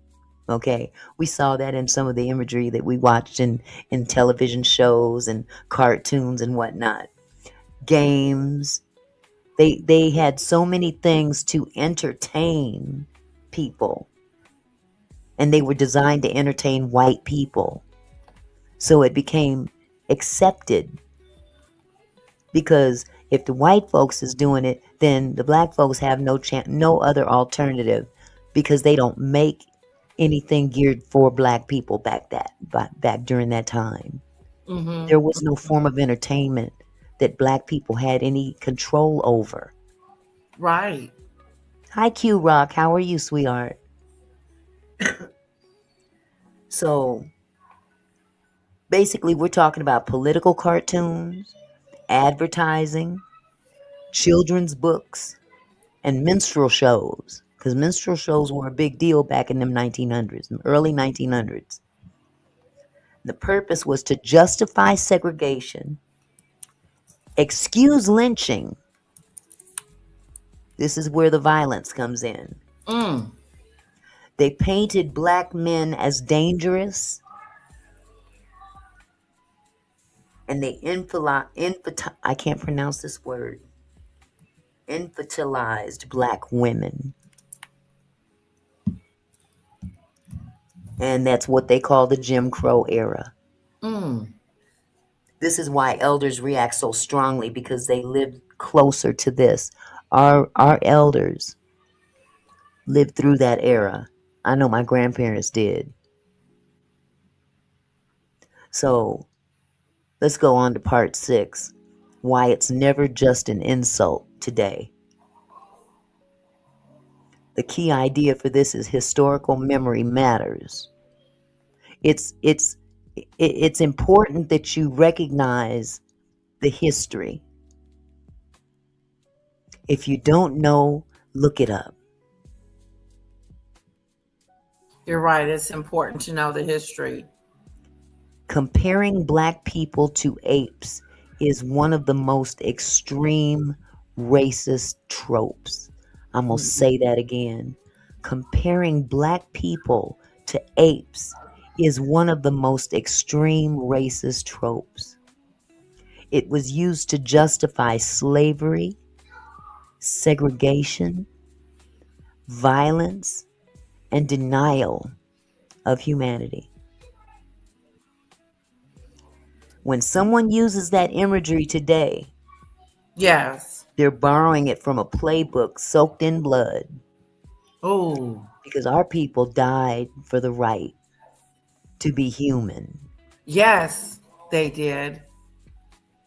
Yes, they did, Auntie Mickey. So I pose the next question to y'all, just something for you to think on, something for you to dabble on. Do you think people who use it today know the history? Or do you think some absolutely do? Because there's a difference. Some may know it, may be aware of it, but some absolutely do. In other words, they lived it. Yeah. Either on one side or the other. On the black side or the white side. One way or another, they know it to be a fact. Wow. So basically, I'm going to wrap this up, y'all. Because we've been doing this, what is going on? It'll be 2 hours in a minute. But what we've looked at tonight isn't ancient history. It's not. It's not like it's that long ago. Exactly. Now, I was born in 1962, so I had my share of what I saw during the See, civil rights movement. Imagine those that are here that are 80 plus, right. 90 My plus. mom, she was telling me that when she was in school, they didn't get the new books. They got the Right. books from the hand-me-down Yep. from the. I said, really? She said, what they didn't want, they gave to us. Mm-hmm. I said, that's sad. And they were very selective what information that they passed through to the black Oh, schools. wow. They were very selective. They didn't pass on all information. They taught them what they wanted them to know. But yes, your mother is right. Black people got the hand-me-downs in the black schools. And it wasn't really until the 60s, I want to say Wow. late 60s, early 70s, at least I can say up here where I live in Washington State. That's when they started integrating the schools. Okay. And I recall in my neighborhood, now I grew up in the black neighborhood. I grew up in the hood. And if you lived in the hood, you went to the schools in the hood. But then they created something called the magnet program. And Wow. what that did was that gave parents, black parents, an opportunity to have their children bust out to white schools. Do they call it busing? Yes, it was busing. And when I tell you that my God, from first grade to 12th grade, I was bused out of my community to go to school. So when I say busing, I mean get on 2 buses. If you were riding a city bus, Really? if you were younger, of course, they had the yellow buses. Okay. And that bus ride was a good 45 minutes long because the schools were so far from the hood. Yeah. When I was going to high school, my school was like an hour away. Mm-hmm. It was an hour away from where we lived, but the schools near me were all African American schools, all black Right. schools. Right. But I mean, even then, like, and I was born in 72. Mhm. Just thinking about it, it took me an hour to get to school every day Yeah. because Yeah. we were we were on a city bus, and the city bus would go through and pick up the other people, and Mhm. then we'll go. It would take us 45 minutes to an hour to get to Mhm. school. If you missed the bus, that was it. Oh You my had to God. take the city bus, and it was more than one bus. Yep. Lisa, thank you so much for the $9.99 super chat. God bless you, sweetheart. Thank you, Lisa. Thank you. I appreciate that. Thank you so much for supporting the channel. But yeah, Lady Letitia, you're absolutely right. You were part of the busing program. Okay. Whether you knew it or not, you were part Whether of the I knew busing it or not. program. And see, Yeah. what they did was they gave black people an option to put their kids in what they considered to be better schools, because the schools in the black neighborhoods were subpar in terms of equipment, in terms of teachers, you name it. They ran the gamut on not providing the best learning environment for black children.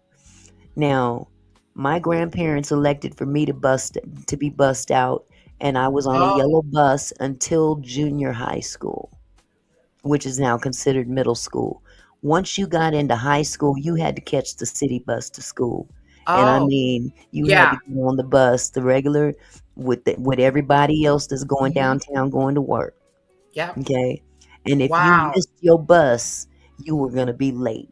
And I recall in middle school, I missed my school bus and had to catch a city bus home, and I didn't get home until dark.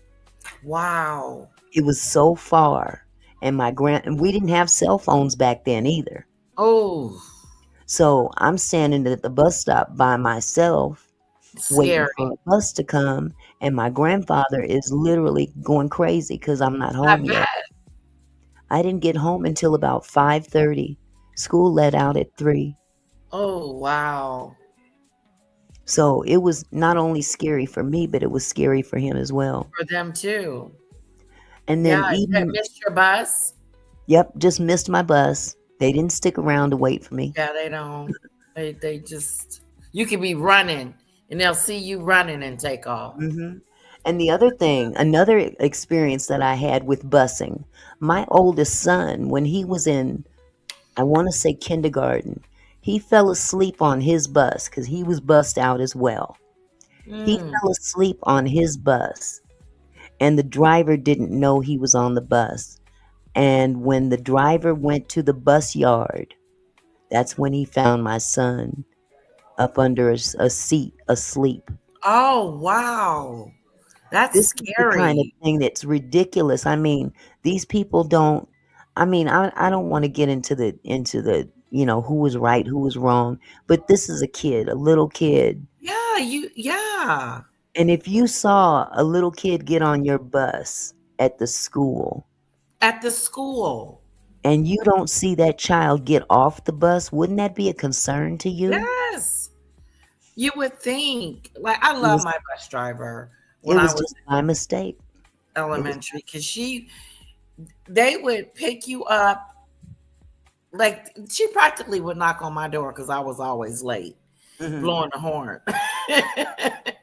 My little bus driver. But how inconsiderate is that? but you know what? Back when I was going to school and I was on that yellow bus, we Yeah. had something they call bus monitors. Oh, Those bus monitors were hired to ride the bus and provide supervision over okay. the children. It wasn't left up to the driver. The driver's job was to drive the bus, but they had someone assigned to that bus that developed relationships with these kids. I I remember saw that my for the. my bus monitor, boy, she had slumber parties for us, Oh, wow. swimming, took us swimming. We went to the zoo, all of the black kids. Okay, she went into her own pocket. This wasn't her job. Wow. She went into her own pocket. She cared about the kids that she oversaw Oh, and provided kind of like she was like an auntie to everybody because she didn't have okay. children. But this is what's missing. It is. This is When what's missing. when you said that, I remember dropping my daughter off at school and seeing two adults on the bus. Yes. And that's what I was like, I mean, that's really cool. And for you to have that was pretty cool, Auntie Mickey, to have that monitor on the bus. Like you Yes. said, have that person, the driver, drive and then Mhm. have the other one monitoring because you can't really do both. And you want to make sure your kids are safe. Mhm. Mhm. That is so, yeah, that's missing Yeah, it really in a is. lot of areas. So basically, just to wrap this up, because we're facing these same issues today. They're just, they're thrown in our face by a man that's unhinged.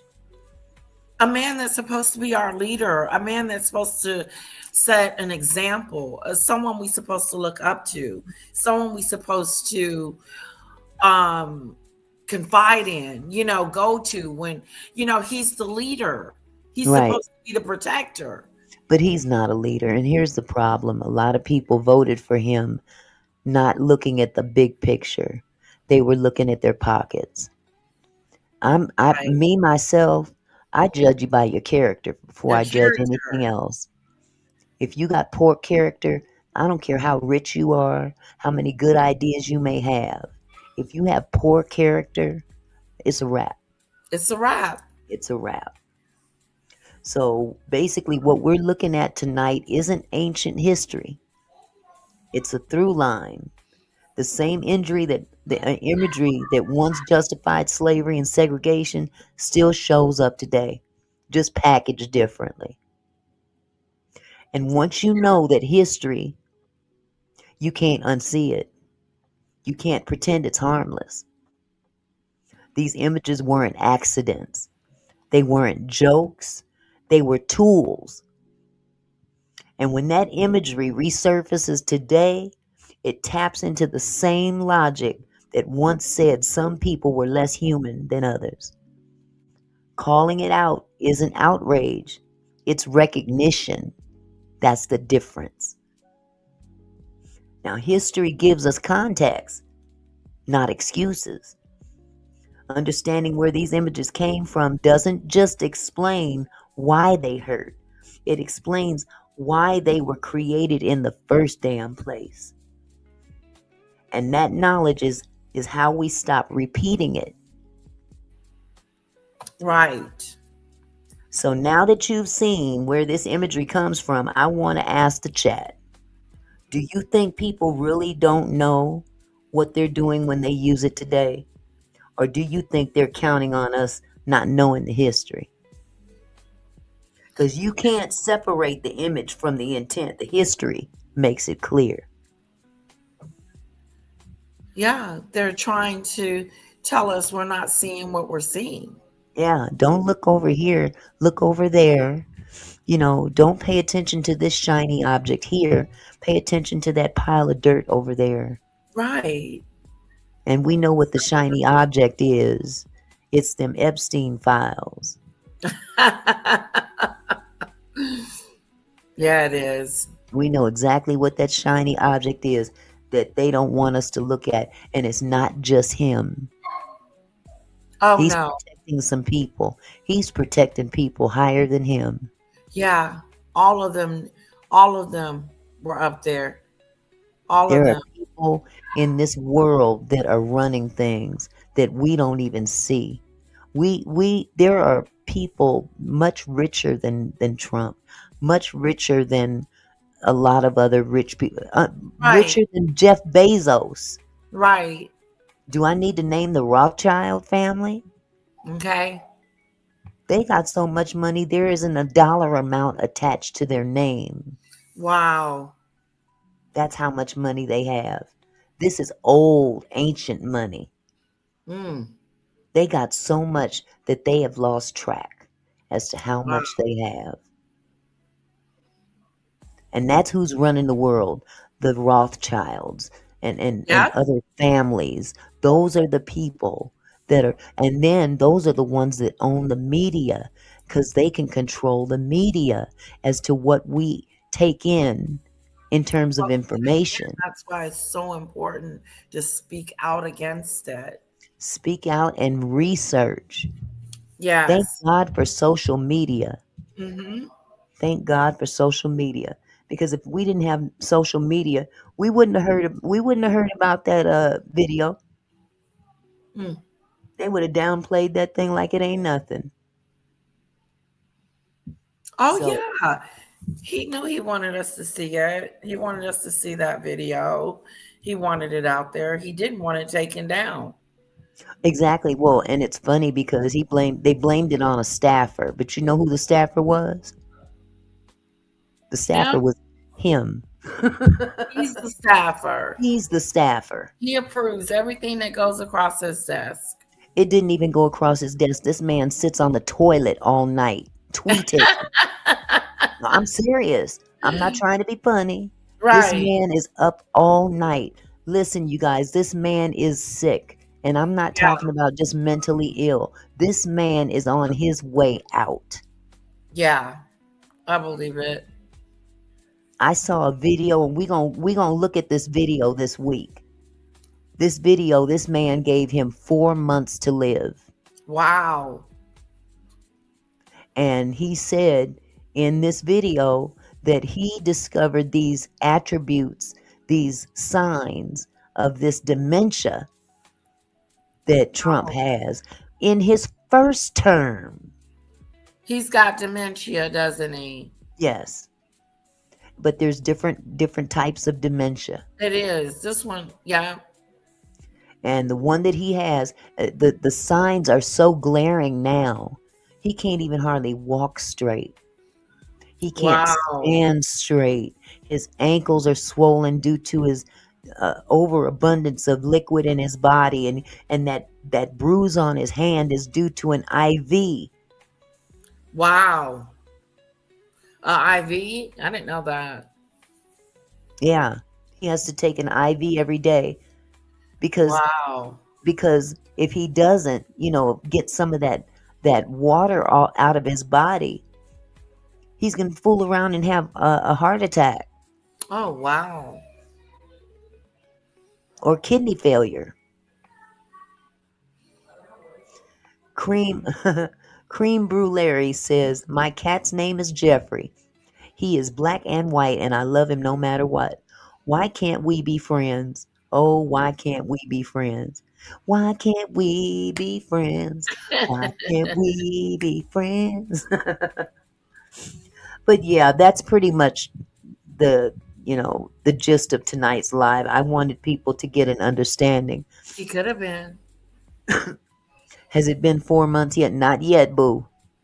And it's not necessarily, an exact science, but what we're witnessing before our eyes is this man's very quick decline. Wow. He's going through a very quick decline. And they need to start making moves on how they're going to deal with when he's gone. Because he's going to be gone. This man's almost 80 years old. And he's ill. He's ill. Yeah.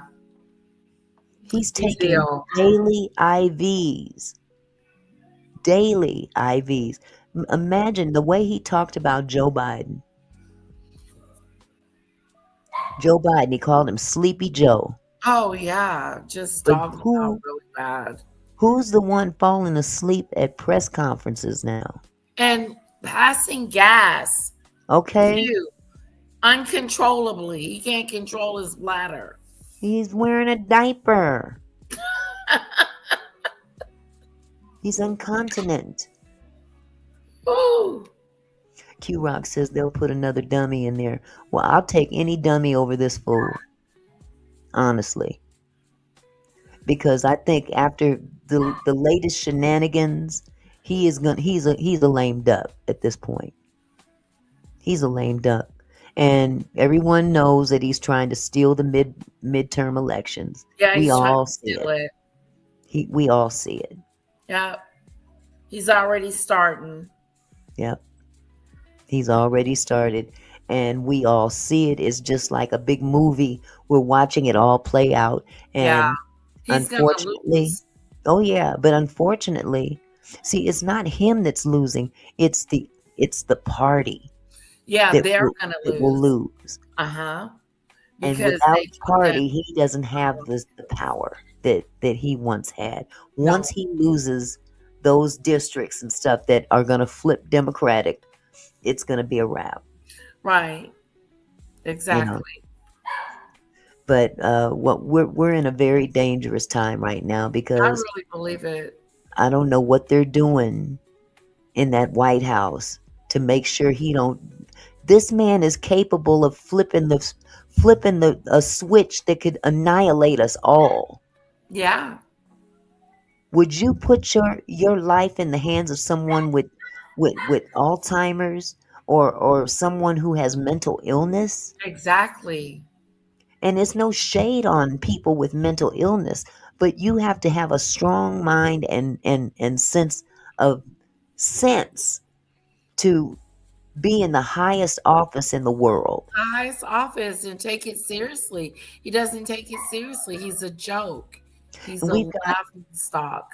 We've got people, we've got dignitaries, we've got leaders from all over the world that are making people step down because their dignitaries are showing up in the Epstein files.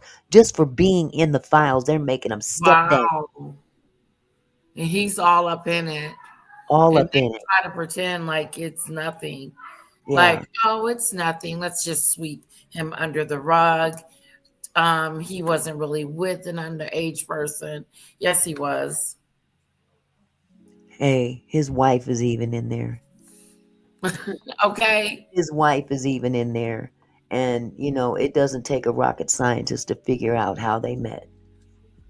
She came from, where was that? Was it Yugoslavia? Yeah, she's from Yugoslavia. Oh, okay. She doesn't come from money. She was a pretty woman who was, you know, looking for a way out, a way Okay. out of poverty. And she joined that modeling agency. That modeling agency was a front for female trafficking.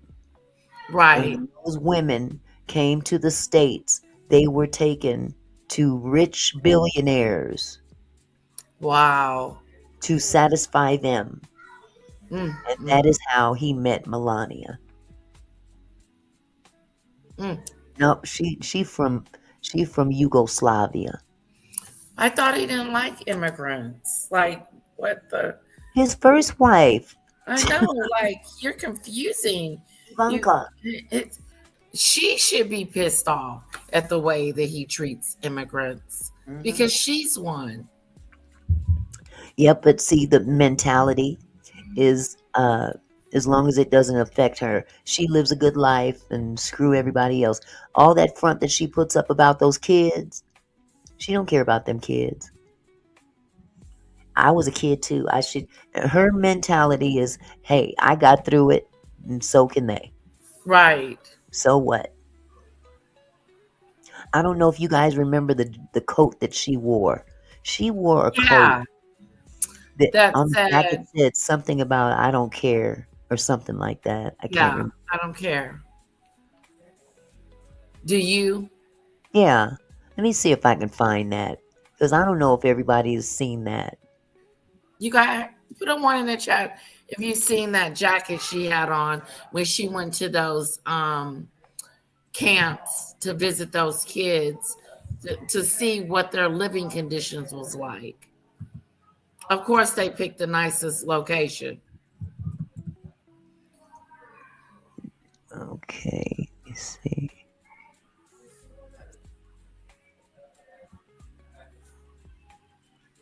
She messed up when she wore that jacket. Yes, she did. Put a 2 in the chat if you haven't seen the jacket. Just want to see how many people haven't seen it.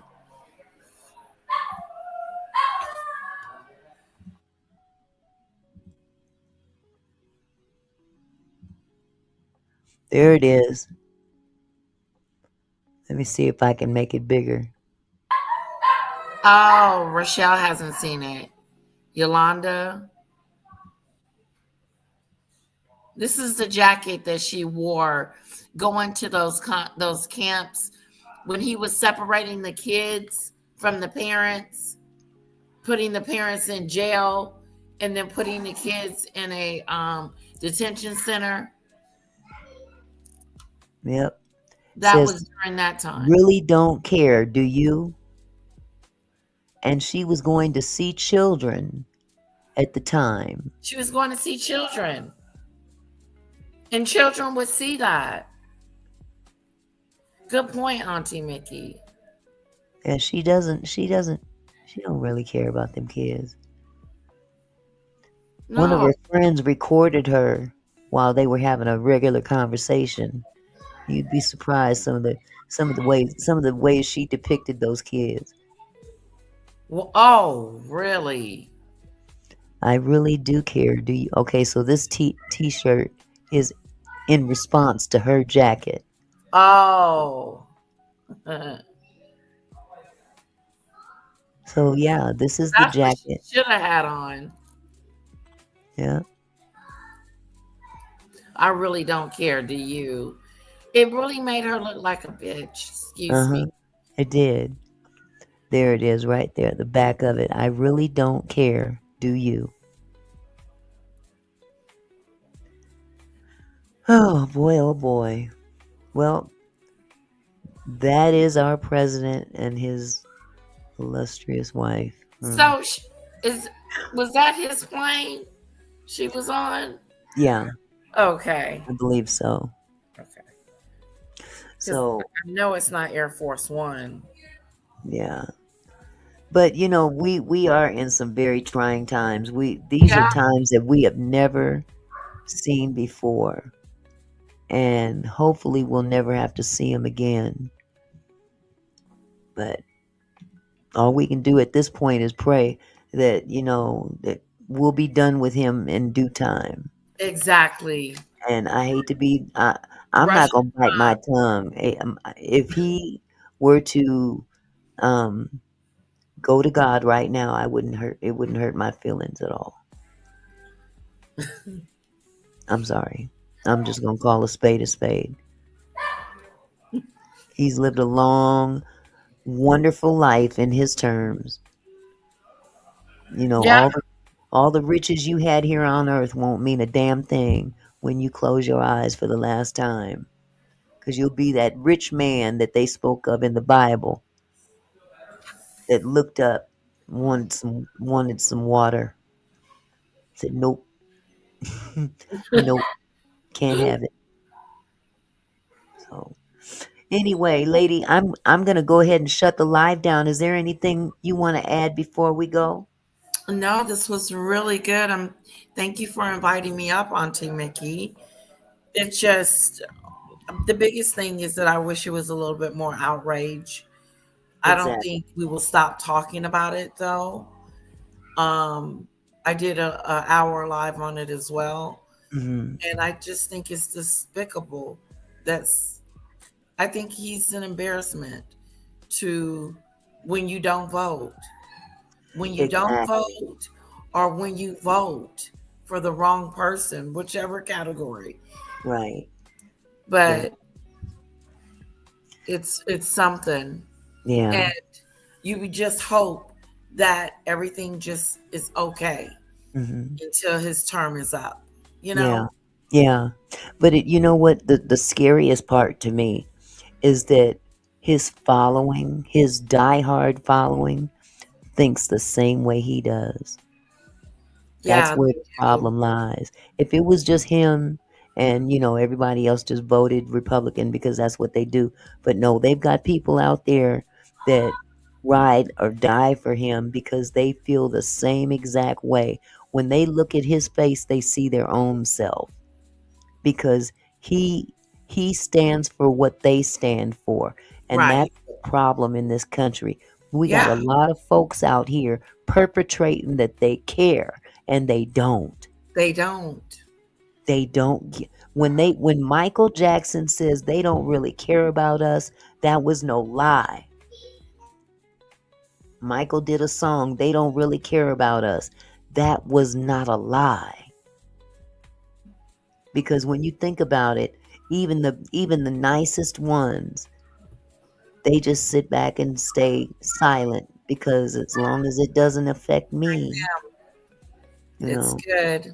As long as we have something to eat, as long as we can pay our mortgage, or as long as we have a roof over our head, But it's those hateful ones that are dangerous. But it's complicit ones that make it easier for the hateful ones. So they go hand in hand. They go hand in hand. And then they want to throw out that, quit trying to be a victim all the time. This ain't about victimhood. No. And clearly, those people that say that are guilty. Yeah, they are. Can say it. That's why they say it. Because if the shoes were on the other foot, what you think they'd be saying? Exactly. That's why I said you could have easily been a different color. Absolutely. You could have easily been in a different country. You could easily be somewhere else than where you are right now. And when people try to degrade illegals and anything that doesn't look like them, it's a shame. What's funny to me is that they're always trying to look like us. Right. Being out there in the sun, getting tans, getting BBLs, getting your lips worked on, get your cheekbones fixed. All these things that mimic the African American look. Yeah. But you want to keep that. You want to keep that entitlement, though. You want to look like one and get the, all the extras, all the goodies that go with being all the goodies what you are with your flat booty, and thin lips. Yeah. Be glad with what you got. Yeah. Why do you have to go out there and get a big booty? Exactly. And Be happy with what God gave you. Be grateful of what God gave you. Yeah. So, anyway, y'all, it's been really fun having y'all tonight. I really appreciate you. And lady, I'm so glad you dropped in and got a chance to sit at least in some of this with us. So I had an alert, but had to scroll to find. Oh no, Serene. Serene says, "Wow, Auntie Mickey, they really hiding you." I had an alert, but had to scroll to find you. I'm so sorry. Well, you know what? It doesn't surprise me. Look who I'm talking about. Look who I'm talking about. I'll put on the stream the audience. I didn't stream it. Oh, man. Yeah. That's okay. Okay, well, it's marked for you, so whenever you do. I'll share it on my community post. Okay, sweetie. And if you need to do another live and use this live on your platform, you're free to do so. You have my permission. Oh, thank you. So, yeah, you might want to do that. You never know. You might want to speak on something. Something might come to mind. So, yeah, if you want to do that tomorrow, you have my permission to use this live. Oh, good. Thank you. You're welcome. Okay, everybody. Well, have a wonderful, wonderful evening. I'm about to dig into this Wingstop sitting right next to me. It's cold, so I'm going to have to go warm it up. But you guys stay blessed and stay safe. Love one another. Because, hey, if we don't love each other, who going to love us? Each other. Y'all take care. Good night.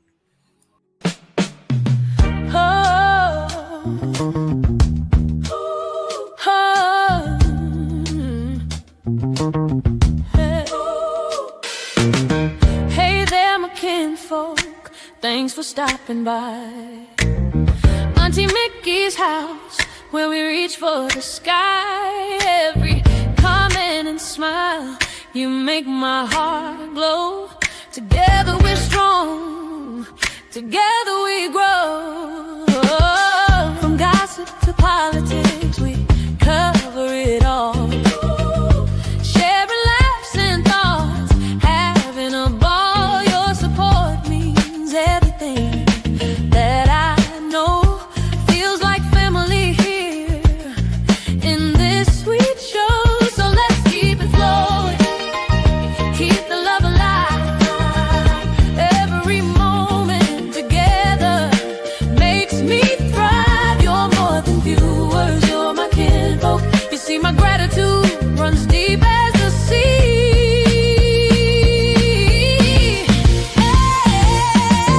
Thank you for being here, for sharing your time with each comment, with each rhyme. You're my kinfolk, my family, my crew. So much love to all of you. Turn up the camera, let's make it bright. Your support lifts me up.